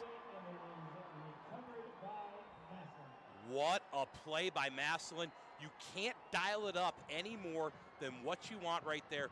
Great effort there. And one of the things that's kind of interesting is you see Marcus Moore is holding onto that leg, trying to pull him back, saying, hey, wait, let's let somebody rally back to it. And then a slew of Tigers get in there. They claw at the football. They knock it out. And now this is the opportunity Nate Moore wanted. Do you have a shot play? Do you have something you could go to right now to continue to keep this crowd, this incredible crowd from Stark County, in this football contest? Slaughter throwing it up down the right side. It's a good pass. The catch was made out of bounds and then dropped. Incomplete whether he had it in his hands or not. He was well out of play. Good try, though, from Tolles, who's caught a couple tonight. Incomplete, 2nd and 10. Great job by Xavier Williams. Understanding the sideline's your friend. He boxes him out, does a nice job of not getting contact with him. Really, really interesting opportunity there for him to grow with it. They're going to end up pulling 18 out of the game here because of his knee pads again. This has been a point of emphasis for the OHSAA all season long. So something that they really look for. They don't look forward to it, but they feel like they have to enforce it. And now Ardell Banks is going to have to come out of the contest. Your multiple 4-star athlete is standing on the sideline because of his knee pads. Yeah, and he's saying, what the heck? I've got my pads on.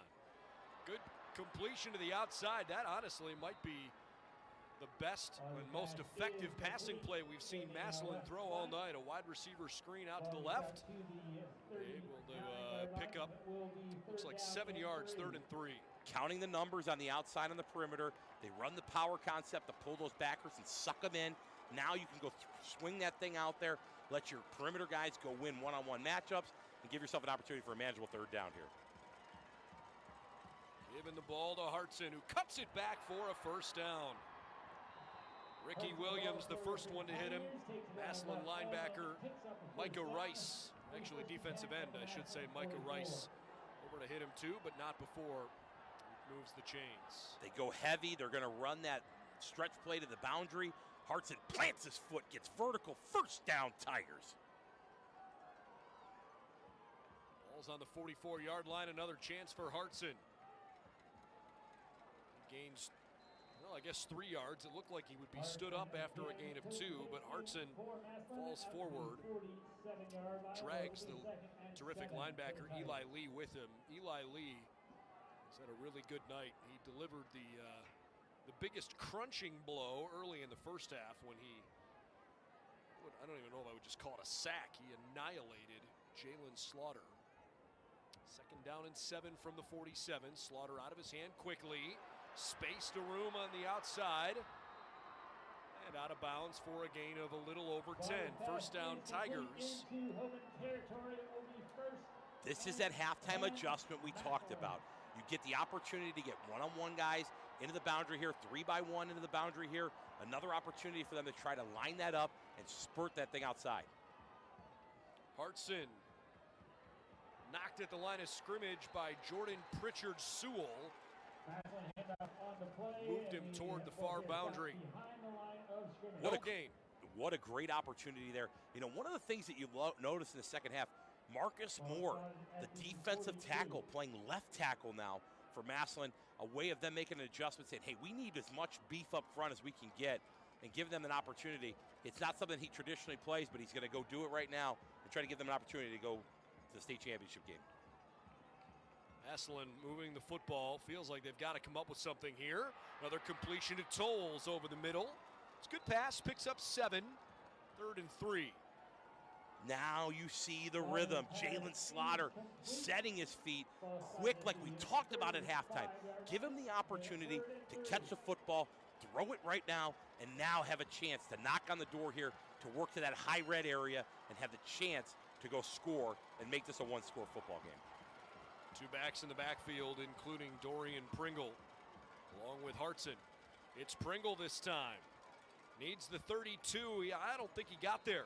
He's a good 2 yards short. They're definitely 2-down territory here. They go to Pringle. They try to use him as a decoy. Not a bad idea. Let Hartson kind of lead to the outside. Suck both those linebackers out.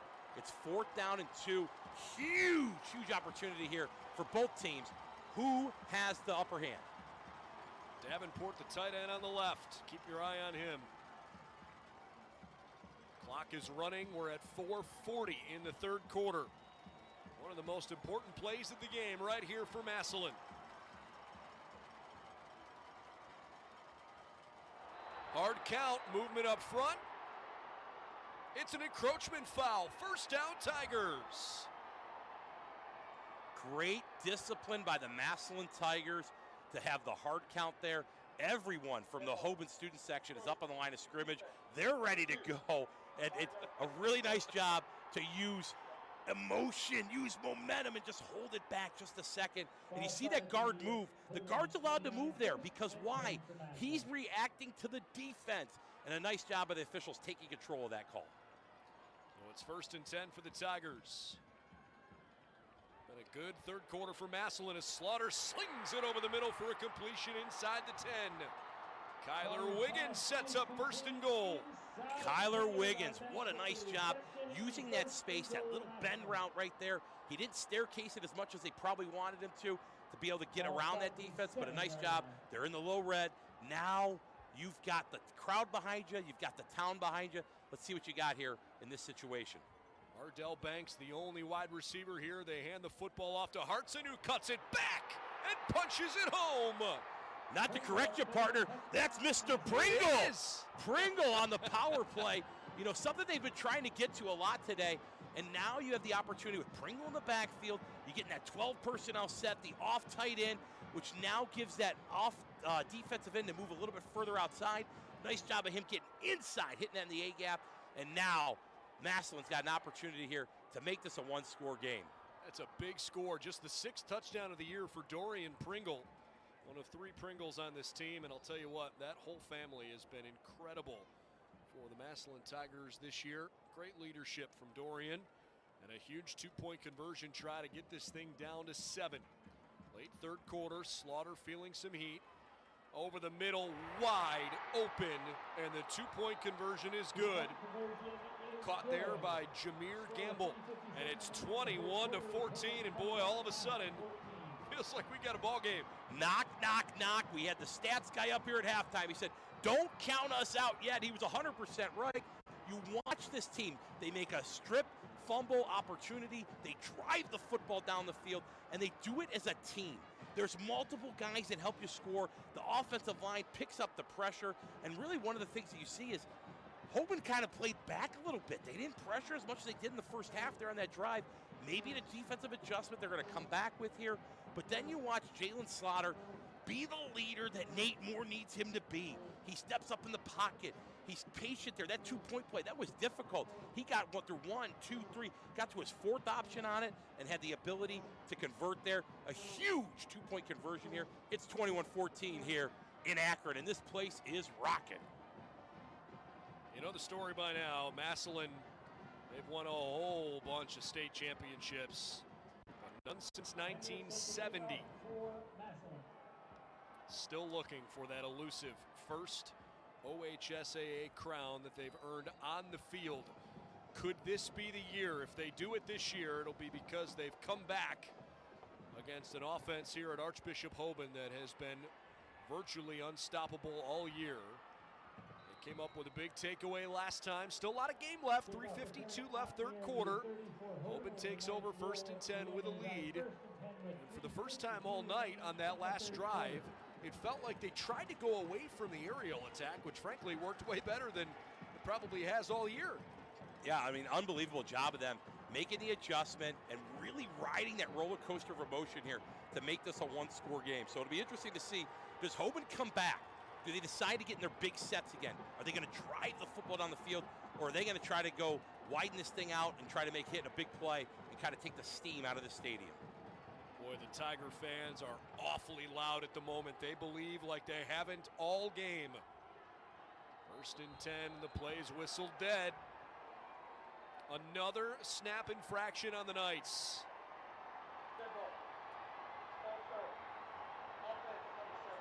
This place is deafening right now. And Nate Cross, the sophomore offensive lineman, is right now, someone's got to go put their arm around him. And you know, we talked about Drew Holt and Keon Johnson being those leaders for this offense. Put your arm around the kid. Say, hey, man, we got you. We got you. Let's just go. Snap the football, and we'll be ready to roll. 1st and 15. Hoban working behind the chains again. Play action near side. Javion Cramble. Wrapped up. A gain of 2. Crable tackled quickly. Crable out there on the perimeter trying to make a play in space. Maybe a little too much dance right there. I'm sure Tim Terrell's going to tell him next time, hey, just get vertical. Get us 5, get us 6 yards. We'll live to see a 2nd and 9 opposed to this 2nd and grossly long for this Knight offense. Give him 3 to set up 2nd down and 12.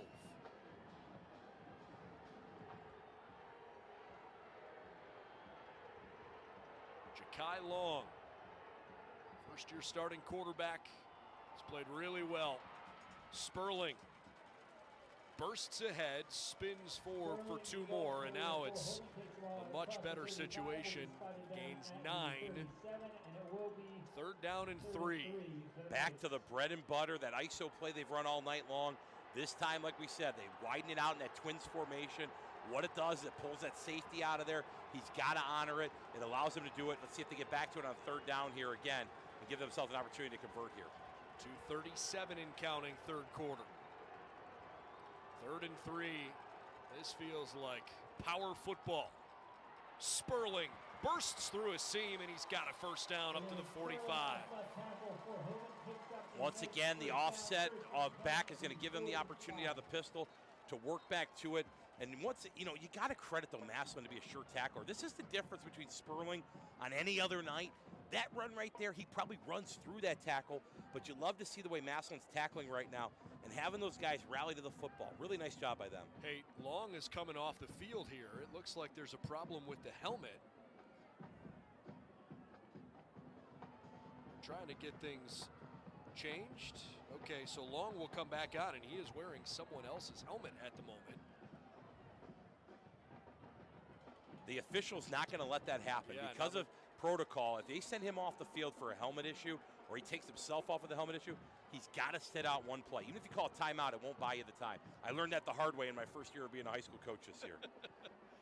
Duran Rue, the sophomore, I beg your pardon, Michael Ciavalella, the junior quarterback. Second string guy is in there at the moment. 1st and 10. He turns and hands the ball to Sperling, who finds a crease to the outside. Sperling, see you later. 55 to the house. And Drew Holt and the offensive line, Keon Johnson, a monster block. Nate Cross's best snap of the night. He just like snapping it right there, smack dab in it. And Sperling hits that outside. Really nice job. And that's that bend but don't break defense of Massillon right there. Unfortunately broke on that one. They've got to come back and come with an answer quick. 3 of the night's 4 touchdowns tonight have come on plays of 50 yards or longer. And the one that didn't was set up by a pass that went for a long gain. Extra point on the way from Burns, who missed a field goal right before half. The extra point is up and good. How about that? So touchdowns of 50, 64, and 55 yards. And the 11-yard touchdown run Hoban had in the middle of the second quarter was set up by a 64-yard pass. Goodness gracious, 28-14. We have seen some fireworks on big plays tonight. Great job by the offensive line there, too. The offset back, they've done a nice job. Massillon, you could see the players. They're calling out what the plays are. They're just out executing them right now. And, it was like I foreshadowed it. I was talking about how well of a job De'Ari Pringle did the previous play by making that tackle in the open field. That time they don't get there, and unfortunately it's going to be 6 points for Hoban if you're a Massillon fan. Boy, the response coming here from Massillon is critical. Gotta find a way to get yourself back and march down the field again, because the Tigers, gosh, this entire third quarter had felt like everything was going their way until bang, these last 90 seconds. Do you have a reverse? Do you have a special play that you really like that can kind of get your guys back into it quickly to score? Because right now there's only 13 minutes left in this game. You've got to have that opportunity. Kickoff sails into the corner of the end zone for a touchback. So the Tigers will take over 1st and 10. We'll see what Massillon's got in store. Nate Moore and his team have been really tough this season. They have taken it to their opposition 12 weeks in a row, and most of the time they have buried teams. Their playoff wins over Perry, Canal Winchester, Big Walnut, and Lake have set up this state semifinal against the Knights, who frankly feel like the only team that are consistently in the Tigers' way as they look for a state championship. Massillon's lack of winning a state title is not because they haven't been good enough to get it done. It's been a tough draw for them. Sometimes they're in the same region. Sometimes, like this year, they're in a different region and you seem to run into each other at the wrong time in the playoffs. Tigers are going to try to make something magical happen here tonight. Get another stoppage. And they'll reset the play clock. Minute 31 and counting here in the third quarter. 2nd down and 11. Hoban shows the pressure again that they were talking about earlier, and this is something that they did in the first half that they went away from in that last drive. Now they're coming back to what got them to where they're at. Hard count from Slaughter, and now the flag flies. This time it's a false start on the Tigers. You hate to see it as that receiver. You got that bent knee. You're not listening to the cadence. You're looking at motion, and you're looking inside. You see that guy hiccups a little bit on that defense, and it gets you going. You're thinking you're going to take the top off this thing. Take a deep breath. Calm down. There's still a lot of football left. Massillon's been here before. They know how to get out of this rut. Tolles was the culprit there. Banks and Wiggins, along with Tolles, all spread out to the left. Slaughter rolling left, throws across his body, and a completion just over the outstretched fingertips of the under defensive player, and just high enough for his guy to still make the catch. Good throw. Good job of working outside the pocket. You know, that time evading it a little bit quicker, like you alluded to in the first half. But right there, nice job of being patient, connecting on the ball, moving it forward, making it a very manageable third down here for the Massillon Tigers. It's third down and 6.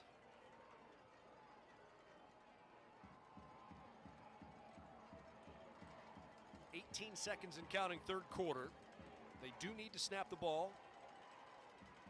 Slaughter throws across his body into double coverage along the sideline, and it's incomplete. Rice was in on the breakup. So was Tyson Campbell. Really nice job defensively, flushing Slaughter out of the pocket, forcing him to throw into double coverage. And it wasn't a bad throw into double coverage. He's trying to throw that comeback, working back to it, and unfortunately, it just wasn't going to work out for him there. And now they're forced to punt here with 9 seconds as the clock stops. Here in the third quarter of play from InfoCision Stadium, Summa Field on the campus of the University of Akron. Sponsored by... I think we're legally allowed to do that tonight. Yeah, right. No free ads, right? Glad to have you with us here on Spectrum News 1. Thanks for joining us for the state semifinals. Another short punt. Unfortunately, Hendricks has had a hard time booming it down the field too deep. That only took a few seconds off the play clock, or I should say off the game clock. And so there are still 3 seconds left in this third quarter as Hoban takes over, first down and 10. You joined us a little bit late. I'm Brendan Gulick along with Tommy Zagorski. The winner of this game will play either Toledo Central Catholic or Kings in the state championship. That'll be at Tom Benson Hall of Fame Stadium next week. Two teams not unfamiliar to playing in Stark County. No as kidding. You see at Hoban and Massillon. It's almost like they already have a place booked there. They know the locker rooms better than the janitors. I like that. On first and 10. Kai Long checking to his left. Fakes the handoff, instead throws an incompletion. Looking for Peyton Cook, who hasn't really gotten a chance to get too involved with this game tonight. And maybe because of that, we haven't given him the appropriate level of praise. He's a freshman who has an exceptionally bright future. More on Cook here in just a moment, because we are heading to the fourth quarter.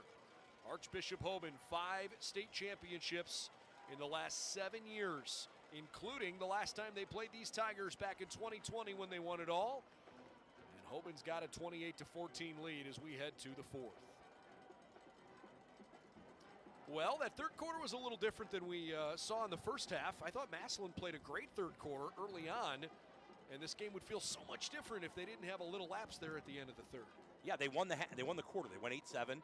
They got the 2-point conversion. They did what they were supposed to do. But like we said, unfortunately, they gave those 2 big plays. And that's been the Achilles heel of this Massillon defense. They've given up these big plays tonight that you alluded to earlier. 3 big plays that have been the difference in this game. If not, I think we're sitting at a 14-7 game if they can keep these guys bottled up. So right now, Massillon's got to decide, can we make sure that they don't bleed on us? Because right now, another score, this can make this one really ugly going down the stretch. Timeout situation, 3 for the Tigers, 2 for the Knights going down the stretch. Keep our eye on that. Unfortunately, Hoban has punched themselves in the foot. Did you punch yourself in the foot, or did I just mix metaphors? If you're a gorilla, absolutely. I'd like to see your wingspan. Oh, jeez. Second down and 10. Sperling explodes forward through a hole, and he bursts ahead for 6 to set up third down and 4. What I meant to say was that they've basically stopped themselves with too many costly penalties at inopportune times. You've got to be a little bit more disciplined, and yet because they're so talented, they've overcome some of those mistakes. Back to the ISO play, the bread and butter. Wouldn't be surprised if they come back to it here again, even though they got the 10 personnel group or 11 personnel rather group back into it. Give themselves an opportunity to continue to pound the football. Possibly 2-down territory here for the Knights. Cook and Falkenstein up to the top of the formation. Hightower split out wide right. Sperling, boy, he keeps his feet so well, doesn't he? Until he got wrapped up by a whole herd of Tigers. Interesting moment here. You stop them short, it's going to be 4th down, or do you push them back? Because here's what happens. I mean, you literally had tackling in the backfield. They run that counter play, so they're working through it. See if they hold on to it. They're going to accept it. Goodness. No, the referee said accepted, but the FAR official comes in and says that Nate Moore says, no, we're going to decline the penalty. Yeah, make them work to it. I don't like giving them extra downs with this offense. So it'll be interesting here with the 4th down as they go to attack this thing. We'll see if they have it. And as we get into it, it'll be a really nice job here. Oh, they're going to send the punt unit onto the field. But even with the punt unit, they've got Crable on the field. It's not like it's your traditional punt unit. You got one of the best athletes in the state of Ohio, 15 yards deep. You're going to have to play defensive safe here if you're the Massillon Tigers. Lamar Sperling, by the way, has 225 rushing yards now, which is just kind of amazing because it doesn't really feel like it except for the one big explosive 55-yard touchdown run. It's not like he's running all over the place, yet this has been, by his own standards, a below-average night, if you can believe that. Nothing below average about that punt. Goodness gracious, down it at the 1. All 3 facets of the game are clicking for the gentleman in the gold helmets. Javion Crable, like we said earlier, he worked at the snack stand giving out popcorn at halftime, and now he puts this ball down on the 1-yard line. He's forcing Massillon to drive 99 yards on this new turf here at InfoCision Stadium. Crable, 5 catches for $139 and a touchdown. 2 punts, this one down at the 1. He has been unbelievable. He caught a 64-yard touchdown pass. Life is good for one of the true leaders for Archbishop Hoban. So they have Massillon pinned all the way back. They officially actually put it at the 2. 1st and 10 for the Tigers. They run it right over the middle, and Hartson pushes his way forward. Been a challenging night for Wiltrell Hartson, who's averaging fewer than 3 yards per carry, and that includes a burst for 20 at one point. If you take that play out and add in the 2-yard run he just picked up there, he's ran it 16 times otherwise for 30 net yards. That is a tough contest against this very physical Hoban defensive front. 2nd down and 8. Slaughter throws a ball deep to the left side. It's intercepted. Beautiful job by Campbell to track it down. Hoban is in business. Oh, Slaughter puts it up. He hopes that this big-time playmaker can make a play. He gets Banks out in space, and unfortunately, he overthrows him. And Banks kind of gives up on the play because he loses it up here in the lights. But once again, Hoban's there in double coverage, able to take advantage of it. And now they have an opportunity to seal the fate of the Massillon Tigers and plow their way down Route 8 to 77 to Stark County. I mean, look, it was double coverage, but Campbell had to go a long way to track that ball down over his shoulder. That was a heck of a play. I don't know who the baseball coach is at Hoban, but I'm sure he's going to ask him after the game, son, have you ever put a glove on your other hand and have the opportunity to play in the outfield for us? Because, wow, what a way to track that one down. Tyson, Willie Mays, Campbell. It's got a good ring to it. It does. It does. Let's make T-shirts. 1st and 10 for the Knights. Play action. Long. Deep down the right side and says, nothing there. Throws it out of bounds. 2nd down and 10. Going for blood there. They try to make sure sudden change. Go put this thing away. So now they're going to be here 2nd and 10. Wouldn't be surprised if they come back here. Let's go back to Mr. Football, Lamar Sperling. He's not Mr. Football yet, but there's an asterisk there. He's put a lot of added additions to his resume tonight against a really good Massillon defense. And this Massillon defense has been a fit for people all season long. I think they've given him more yards tonight against him than they have probably the entire playoff run against anybody they've played. I don't have a dog in the fight, but if Lamar Sperling doesn't win Mr. Football in the state of Ohio this year, what are we doing? I don't know. He just asked you the same question as he brings the ball down to the 22-yard line. I mean, he has been a workhorse for, Hoban. And it was one of the things we talked about Tim Terrell with today. He goes, we've been blessed with great backs here. He goes, the entire time that I came back from Florida to coach here, every guy we've had has been a Division I caliber back. And he's going to be the same way. This guy's going to be special next year for the Bulls of Buffalo. One of his predecessors, Chip Trainum, is now an Ohio State Buckeye. Tyvis Dickerson was really good. In the last 10 years, it's been almost unfathomable how good Hoban has been at running the football. And, as you see Sperling burst forward again, he's over 250 yards now on the night. You just kind of wonder to yourself, look, you got to have talented backs, but that sustained success is just as much about offensive line play as it is about running back play. It is. It's a mentality. They do a great job in their strength program. They work with these guys all year long, making sure that they're physical. I mean, it comes to standard that they're going to play 15 games a year and be able to bloody people late in the fourth quarter. Under 9 minutes to go in regulation, 2nd and 2. Sperling already moved the chains. Now he's down to the 10-yard line for a gain of 4. At this point, it's about as much clock management, protecting the football for Hoban as anything else. They can score a touchdown here, would pretty much put this thing away. Longest red zone opportunity of the season for him here at the long 10-yard line. But that offensive line we alluded to, those guys right now, they want to say, hey, coach, give him the ball again. Let's hoist him in the end zone. Let's finish this thing the right way with the exclamation point we're trying to get to. Hoban Band is having fun. Right up the middle, Sperling down to the 2. Touchdown saving tackle by Ryan Page. Ace Brown in the backfield, getting a little action. The freshman trying to be a lead blocker there. Down into the red zone here. It's low red. Right now, Keon Johnson's turning around. He's breathing through a coffee stir right now, but he's asking, Coach, one more time. Let's put this thing in the end zone.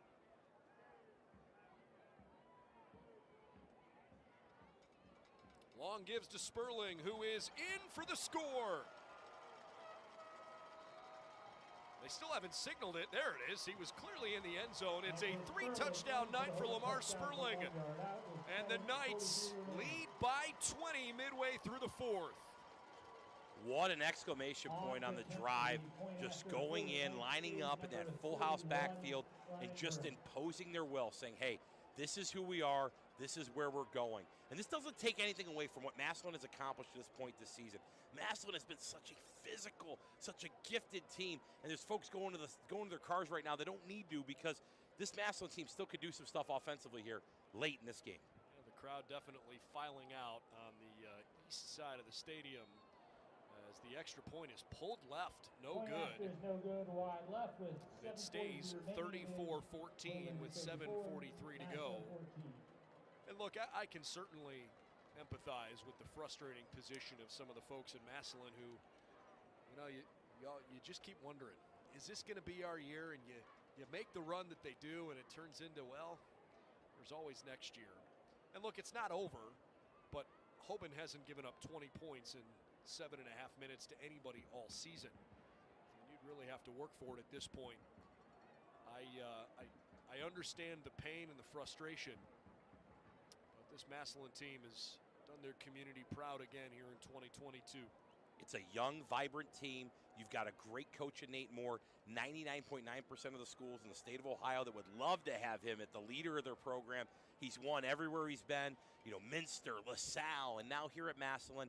But unfortunately this season, that state title that he's been working towards is going to elude him. But it's going to fire up that incredible young group and ask more young men to try to go forward and be the first to win that Ohio High School Athletic Association state championship. Got to keep working. Again, it's not over. There's 7:43 left, but it's a long road to climb for this Tiger offense. They've had a couple of good drives tonight, but only had 153 yards of total offense through the first 3. Potentially a good kick return coming here. Got the edge and out of bounds at the 26. A lot of running left to right. Nice job by the senior Luke Reedy there to be in position, following, and Lennox, it starts setting it up, and Reedy sits there. He goes, hey, I've got the leverage there. I'm going to make sure he doesn't get outside of me, and does a really good job there of forcing him into the sideline. And now Massillon's got a little bit more football to work with here. 25-yard line. They got to drive 75 yards here with 7:34 left. This is now the time that Jalen Slaughter's going to say, hey, you know what? I've got an opportunity here to sit back, hopefully make some big-time throws, and give ourselves an opportunity to convert here. What do you like most about Wiltrell Hartson? He's a senior and might be playing his last high school football game here tonight. And I know that might not end the way he wants to, but he's had a special season. His balance, his ability to make – oh, here we go. Oh. His balance, his ability to make plays. He's done a really nice job of, we laughed about it at one point going into this game. The opponents that they had played up to date had 202 points on the season. He had accounted for 196 points coming into this game. He will definitely go down in the lore of a rich tradition of Massillon football to be one of the greats to have Obi on his helmet. A handoff here to Hartson, who spins out of a tackle where he was ridden down by Micah Rice. On the other side, it just feels like the layers to this Hoban defense. There's no drop-off. I mean, we haven't probably talked enough tonight about the impact that Jason Martin III has had, but with the way Devin Bell has played, Jordan Pritchard-Sewell, Micah Rice, Eli Lee, I mean, it's really fun to watch how physical this Hoban defense is. And a great pass breakup on the far side there. Tylen Boykin got his hands in there and sets up a 4th down and 4. That's a sophomore playing leverage against a guy who's got 4 stars, multiple offers, just a nice job. And the competitiveness. There's 6:58 left. This is why Hoban's so great. They're so great because every guy competes. Every single play. It doesn't matter what's going on. He's going to compete. He wants to be the best. Slaughter looks back to the far sideline for the call. He's got both Banks and Wiggins split out wide to the right. Rolling to his left. Underneath, it's a good throw, a completion, and a 1st down. Found Wiggins streaking across the field. That's enough to move the chains for the Tigers. What a great 4th down conversion there to be able to get out of the pocket. And this offensive line has done a great job all year. They've blocked for him, for Slaughter. They've blocked to let these guys have explosive plays. And really, really a nice job of being able to convert there to make a 1st down and keep this drive alive. On 1st and 10, Slaughter on a quick slant over the middle. Big chunk play for 15 yards. And a 1st down. Another nice job by Slaughter throwing off his back foot. He hits Tolles. Tolles looking like a young Andrew Wilson Lamp, the same number 21 there, the West Virginia Mountaineer. But really a great job of him being able to continue to compete here. Let's go score, boys. Let's see what we can do. And that's a sophomore to sophomore connection. So if you're sitting there at home and you're watching this game as a Massillon Tiger faithful, you still want to buy season tickets next year because there's a lot of guys coming back off of this roster that have an opportunity to really add value as they go forward. So the cupboard is not barren there. Right now they're hearing you love the competitiveness. They're down by 3 scores, and they're not letting up. They're continuing to play hard. You're watching every guy here from Massillon empty the tank. No one has quit yet. They still drive through, and that's what makes Massillon football so special. Rights to this broadcast have been granted by the OHSAA. Any rebroadcast or republication of this program without the expressed written consent of Spectrum News 1 and the OHSAA is strictly prohibited. December 1st, 2nd, and 3rd next week, Thursday, Friday, Saturday. 3 days of state championship football in Canton.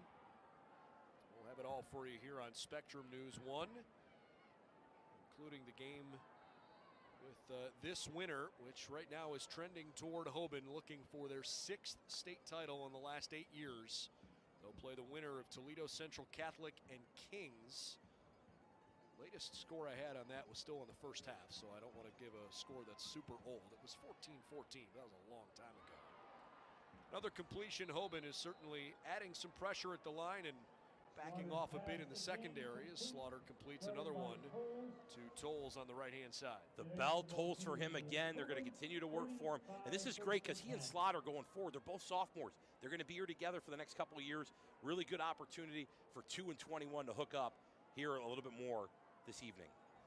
Banks, Wiggins, and Tolles have been their best offensive options all year in the passing game. Slaughter again, throwing a post route to Gamble.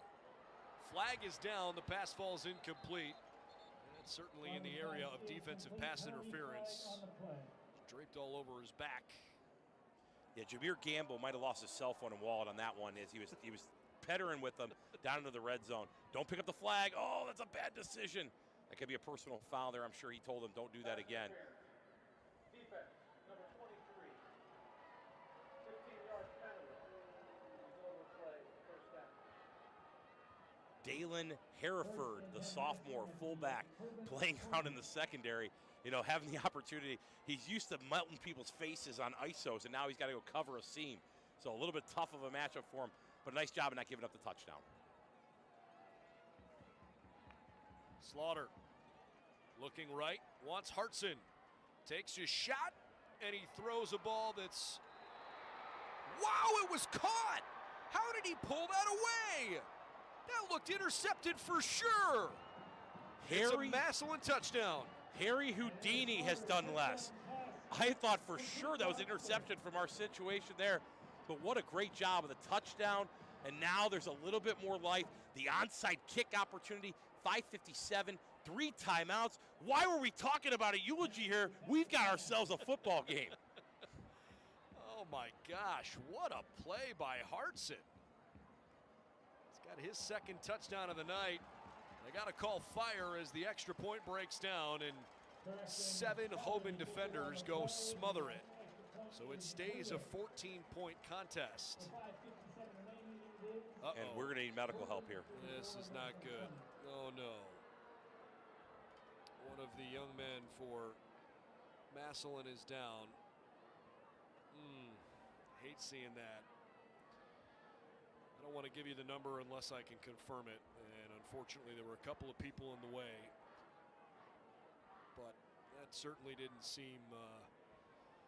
seem good, the way a lot of the Massillon players were yelling toward the athletic training staff. So our thoughts right now with the Tigers as one of their young men is down on the field.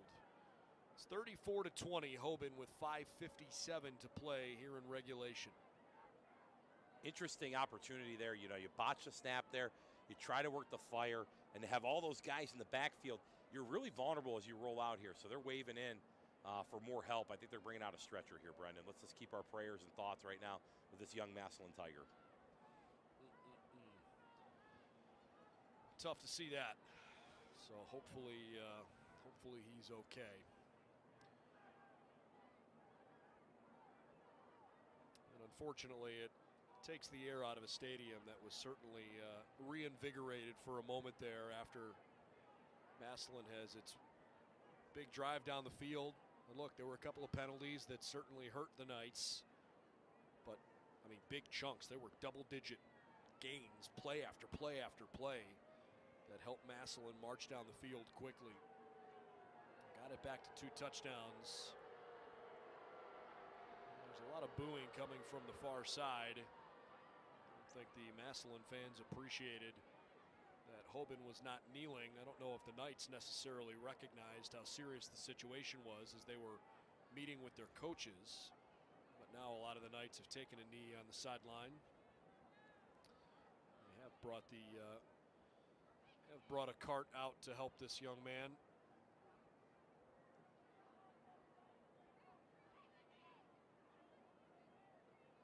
Yeah, there's nothing more difficult when you see this, and these are guys that work very hard in the offseason. They exhaust the amount of hours in the summer and the winter, the amount of workouts, the amount of camaraderie that they build together. And really, those guys on the sideline, on the Massillon side, are really, really right now praying for their teammate, hoping that this outcome's going to be okay for them. But right now, this is a tough situation. You exhaust yourself in so many capacities to play this sport. You make so many sacrifices, and unfortunately, your season ends this way. By having the opportunity of leaving off on a stretcher. But prayers are with him, and we've got a great EMS crew down there right now that's looking to take care of this young man, and we're hoping for only the best for him and his family right now, as we're praying right now quietly that he has the opportunity to be okay tonight.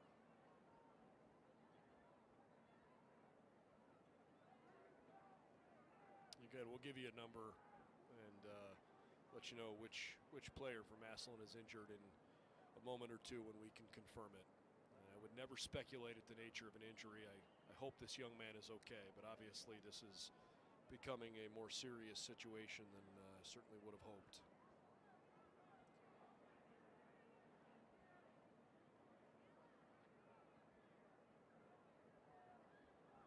Tim Terrell now coming to check in on the player to make sure he's okay. He's talking to Becca Moore, the wife of Nate Moore down there, who's letting him know what's going on. Obviously, no one ever wants to see an injury like this. And part of the sportsmanship is these coaches coming over to make sure that this young man's going to be okay.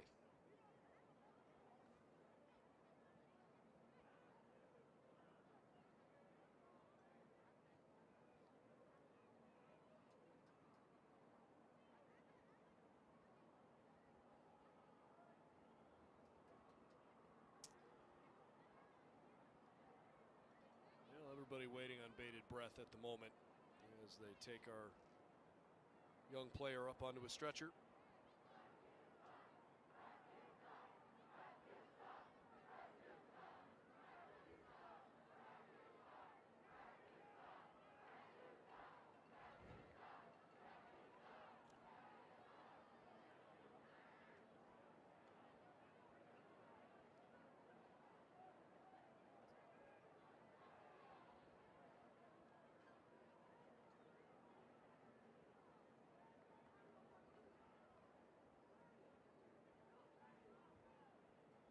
Looks as if they've moved the young man onto the stretcher and they're now elevating it to move him out of the vicinity of the field.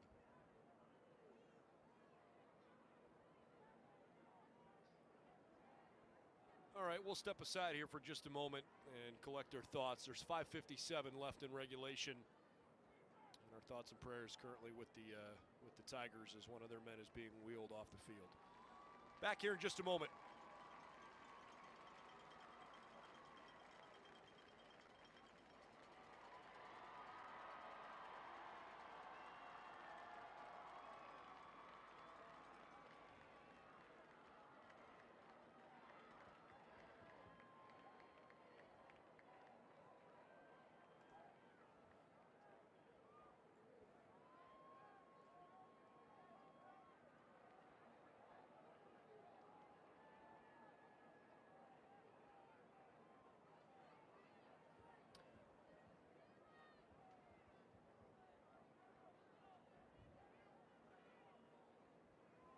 All right, welcome back to the University of Akron.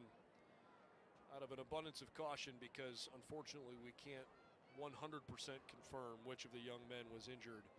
I don't want to give out any incorrect information, so we're going to refrain from giving you a name. The jersey number was covered from our vantage point, and unfortunately we don't have the ability to show you instant replay tonight. So our thoughts and prayers are with the Tigers as one of their young men is being taken to an ambulance at the moment. Hope he's okay. One of the encouraging things, though, as he was leaving, he did give a thumbs up and waved his hand to the Massillon faithful. So obviously he has the ability to lift his arm. So you're hoping only for the best for he and his family tonight as he's leaving in an ambulance. All right, hard to go back to football after tough moments like that, but the game will continue here with 5:57 left in the fourth quarter. Massillon just scored to make this a two-score game, and now they've got a chance to try to win an onside kick and get the ball back. The onside kick, well, that didn't really go as planned. It goes out of bounds.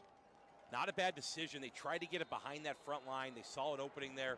We're going to get a flag here. It's going to be a personal foul. And this is now where this game gets a little bit chippier. So make sure that you're smart as a player.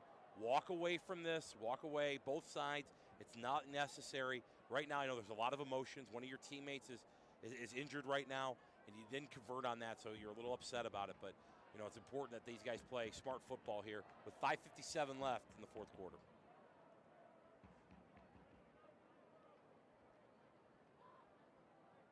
The question here is going to be whether or not these are offsetting personal fouls. Usually a lot of times when they're close to that sideline, but they're talking to Tim Terrell. I think it's going to be on the Massillon Tigers. We have two fouls on the play. We have a kick out of bounds by the kicking team. That ball will go to the 35-yard line by rule.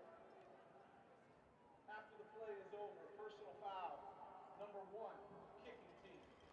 arbitrary roughness. 15 yards, first down. Jaden Welch, the guilty party there. And it's something you don't want to see, especially here in this situation. The ball gets up to the 50-yard line, which really you probably would have got anyways on a traditional onside kick. But once again, not with the way you want to end this thing, as you're looking at. Sperling still in the game here for the Hoban Knights. Let's see if they decide to keep pounding the rock with him here with 5:57 to go. Massillon has 3 timeouts left. They need stops, and they need them in a hurry. Hoban leads by 2 touchdowns. Sperling takes it over the right-hand side. He's finally wrapped up. On Dennis Vaughn on the tackle, but not before. He gains 7 yards. It just feels like every time Sperling touches the ball, he's got at least 5. And it's pretty rare that he gets stuffed for less than that. Yeah, nice job by Adonis, squeezing down there, making that tackle, and forcing them to get to a second and manageable here. Now, it'll be interesting to see if they continue to go back to this full-house backfield. Looking to the sideline, they're letting that clock wind down because it's their friend if you're in the Hoban Knights. 5:18 and counting. Using as much of the play clock as you can. Sperling, not necessarily a big guy, so he can fit pretty easily through some of those smaller holes. Got more than enough there for the first down.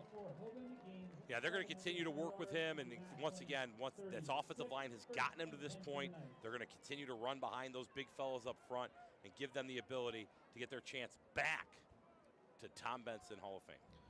If you missed it earlier in the broadcast, Lamar Sperling tonight, early in the second half, became the all-time single-season rushing leader in OHSAA history.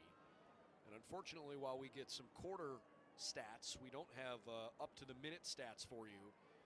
But he is approaching 300 yards on the ground tonight, which is barely above average for what he's done on the season. He's run for more than 3,600 yards this year. What is now the 15th game of the season. Unfortunately, Marcus Moore lost his helmet there. He had to come off the field, but Massillon calls one of its 3 remaining timeouts. So that's their first. 4:29 is where the clock stops here for the moment. 34-20. We're going to have a second down and 2 after the break here.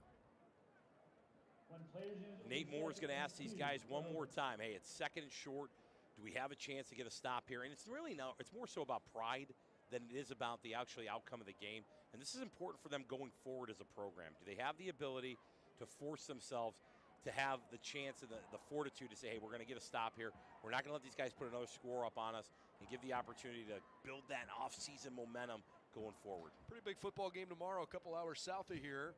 Certainly these two programs have been well represented over the years down at Ohio State and certainly up north in Michigan. It is 35-30, by the way, Kings over Toledo Central Catholic, so we'll see if Kings can punch its ticket to a state championship game. But anyways, there are a couple of Buckeyes that are represented on both of these rosters. In fact, both those two guys, Chip Trainum and Jaden Ballard, played against each other on this field in 2019 when Massillon beat Hoban 17-14 in the regional final that year. Unfortunately, Massillon lost the state championship to LaSalle a couple of weeks later. Massillon calls another timeout after the first down carry by Sperling. And while there are certainly a lot of football fans here in Summit County and in Stark County that are locked in on this game tonight, I know after a good night's sleep they're going to turn on their TVs tomorrow if they're not going to Columbus. Looking forward to a fun game tomorrow. I don't know about you, but given the changes in the college football playoff in the coming year or two, and in the fact that Kevin Warren is in favor of eliminating divisions in the Big Ten, I think you could make an argument that this might be the last time, or potentially the second last time, that the Ohio State-Michigan rivalry has this much at stake. Because you're going to go from 4 to probably 12 playoff teams, and with the way the game is set up right now, these two teams would have clinched a spot in the Big Ten championship game 2 weeks ago if divisional play was not instituted. So could be interesting to see how the rivalry looks going forward. Well, if there's no divisions, USC Trojans and the UCLA Bruins also would play a Same role in deal. that as well. So it'll be interesting. You know, that game just has so much to it. Just like these two teams playing tonight, there's a lot of history between the both of them. As Sperling gets himself down to the 14-yard line there, but 15, excuse me. But this will be the last timeout that the Tigers take tonight. But it's one of those things where it doesn't matter sometimes the magnitude of the game. You know, we're here at Akron tonight. Akron plays Kent State for the wagon wheel. That's a huge rivalry game. It doesn't matter what the score, what the records are coming into it. It's something they think about 364 days of the year. You are very close intimately to the Ohio State Buckeye program. You know there's that clock that ticks down to tomorrow. You know, you could say it's stake more so for us as fans than the people in that program. That game's always going to mean a lot. It's always going to mean something different. And I think when you see the Buckeyes tomorrow, they're going to have the ability to go play against a Michigan team that, you know, beat them up last year, punched them in the face, and really rubbed their nose in it for the last 364 days. I'm sure Ryan Day, he spent $2 million on a defensive coordinator because of this. Good work if you can find it. Yeah, absolutely. So if you're looking for it, you know, to be able to find a guy that smokes cigars and runs marathons, but, you know, an interesting way for him to be able to have the, you know, the fortitude and see what kind of Ohio State team he really has, because they can't afford for a slow start like they've had last couple weeks. So it'll be important for them tomorrow, similar to how we saw these two teams start fast tonight. Actually, Toledo Central Catholic leads Kings now 38-35, so Fighting Irish are in control in the other D2 state semifinal. Sperling is tackled right on the numbers at the 10. Falling forward, that should be enough to set up first down and goal. Talk about another team that's very familiar with Stark County. Greg Dempsey at Toledo Central Catholic. He's done it better than anybody else for a very long period of time. He's built that entire campus, really. It's been built around that football program. Some really great players have come through there. A really prideful Irish football team. It'll be interesting to see if they can hold on here. But Kings, you know, really riding the roller coaster of emotion this year as they've had an opportunity to run this deep run, you know, historic run for them with a newer coaching staff after the legendary Andy Olds had retired not too long ago. 3:38 and counting. First and goal, Sperling goes back to his left and quickly got met. Marcus Moore, who again will be playing his college football. At least he hasn't signed his NLI yet, but he is verbally committed to play right here on this field at Akron. Makes a good tackle. Second and goal from the 9. That's one of those plays tomorrow morning in the film session as they prepare for a state championship game. They're going to look back and go, hey, you should have followed the blocker. You know, and then there's other times where he goes and spurts out the back door and he scores, and you just kind of put your hand on your head and he said, that's Mom, Dad, and God. But, you know, really nice job here by Marcus Moore to make that tackle, you know, really exhausting himself. Like you just said, Brendan, this will not be the last time he tackles someone down to Suma Field's turf here at InfoCision Stadium. Flags fly near side. Somebody from Massillon lined up in the neutral zone. Interesting time to call it here with 2:53 left. Dead ball, encroachment, defense, number 12, half the distance to the goal. Down remains 2. Lamar Sperling has already, prior to tonight, become the all-time leading rusher at Archbishop Hoban. He's had a game tonight that puts him in the record books past Ross Franklin from Johnstown Monroe in 2011. He's got 3 scores on the ground tonight. Trying to add potentially a 4th as the clock keeps on winding. 2 minutes, 30 seconds and counting. For a good little while in the beginning and then in the middle of the third quarter, Massillon really made this thing interesting. But then Sperling ripped off a 55-yard touchdown run. And as he marches back into the end zone here, he puts an exclamation point on what will be another trip to Canton for Archbishop Hoban, 40-20. And you gotta love it. Tim Terrell runs to the sideline to pick up, I think it's his son, a young man on the sideline there. That's just the joy of high school football. There's so many great memories and great moments. And now this is something that these kids are living right now that they'll remember the rest of their lives.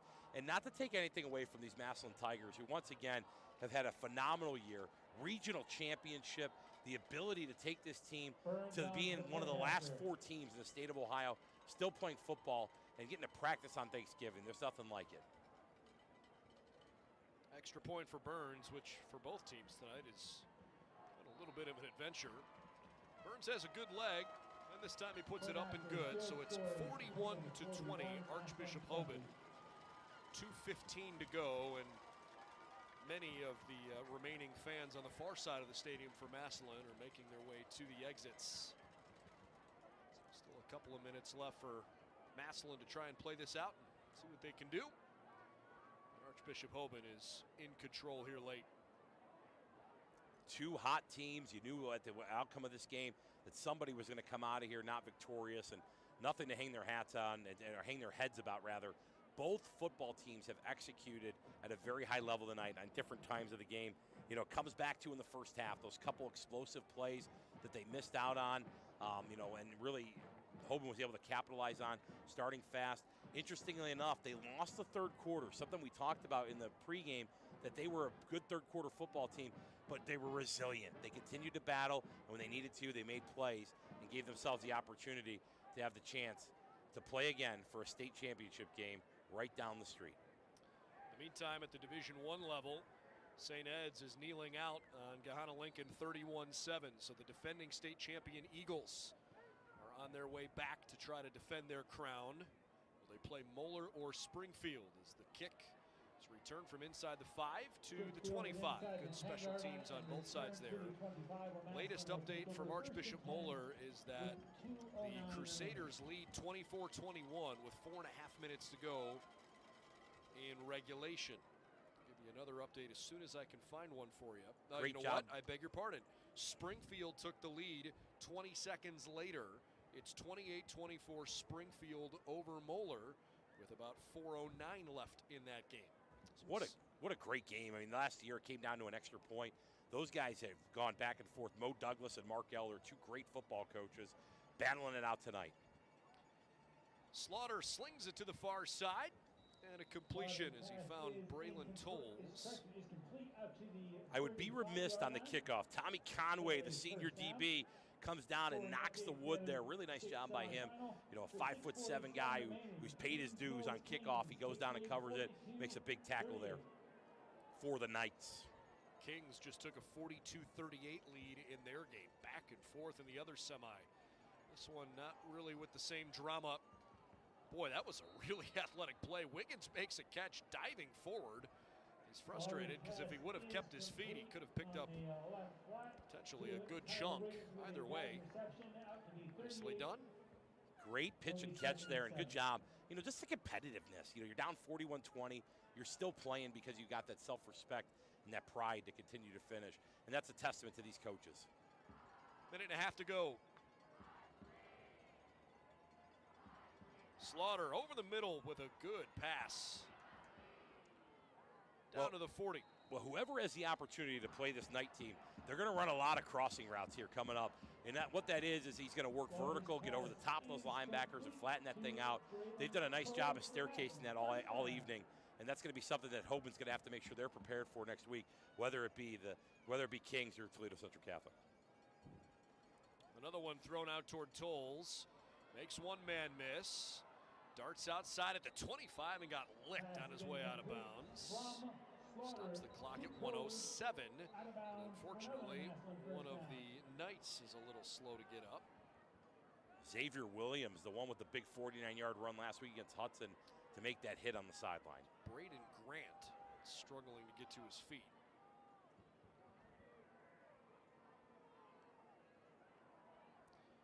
Grant, unfortunately, doesn't look like he can come off the field under his own power.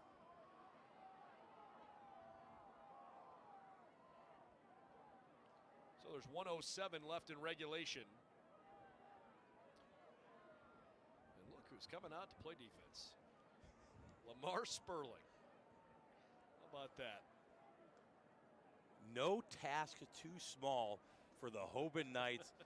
Is it whatever my hand so findeth, let me do it with thy might. Let's go to St. Paul in the book of the Philippians. So, you know, really nice job there of those guys being able to step up. You know, the guy, you know, if you're Mr. Football on your resume, you go, hey, you know what, coach, can I go play DB? There's a minute 7 left. Oh, sure, go ahead. Go get in there and give him the opportunity to go do that. So, interesting move here. They're going to put him out there, and we'll see what he can do there, see what those hips look like. I'm sure the Buffalo coaching staff right now is going to watch this tape and go, holding their breath. Can he play both ways? Like, this is really interesting. I like this. So, but no, we really hope that this young man's going to be okay here. You know, as he limps off the field here and gives him the opportunity to kind of rehab and be ready to play next week against whether it be the Central Catholic or Kings out of Cincinnati. Unfortunately, what was certainly a dramatic, suspenseful, and fun night in the middle of the third quarter. A lot of the energy came out of this game, and now we've got a timeout called for by the Knights here with 1:07 to go.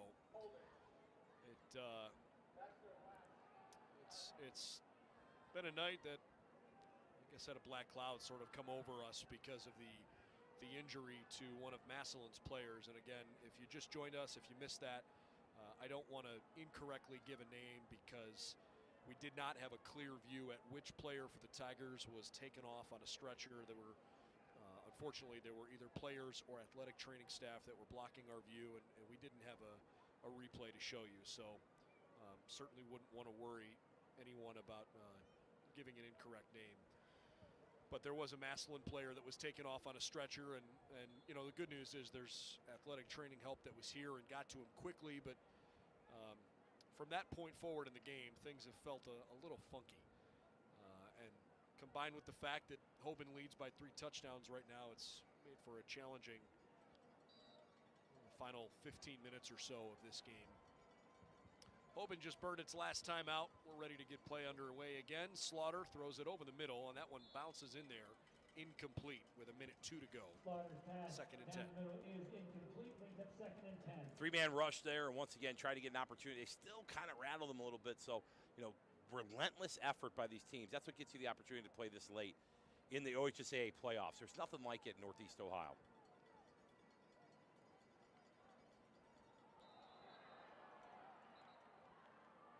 Oh, boy.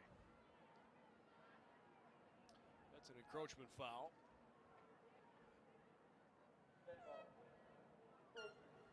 I would say for the most part, there's been good sportsmanship between these two teams, but let's not mince words. They don't like each other. And that's a challenging part right here as you're going to watch this. You know, you're trying to blitz there and trying to work through, trying to cultivate a 4-man rush and, you know, try to time up that cadence and then go push a guy like that. You know, that happens in the sport, but unfortunately in this game, it's going to be looked at as unsportsmanlike. Slaughter started right, looked back to his left. It's tipped and intercepted. And a ton of room to run for Micah Rice. Flag thrown way behind the play. Rice cuts it back in, and he's tackled after 96 yards, some of which may have been sprung by a flag back at his own 35. I think this is going to be a sideline warning here. The Knights sideline bumped into the official down here. He's going to give a sideline warning here to let them know if they do it again, it's going to be a penalty. So this ball started the 4-yard line. They're probably going to take a knee here and cement their way down Route 8 to 77. Micah Rice, 96-yard interception return from the goal line to the 4.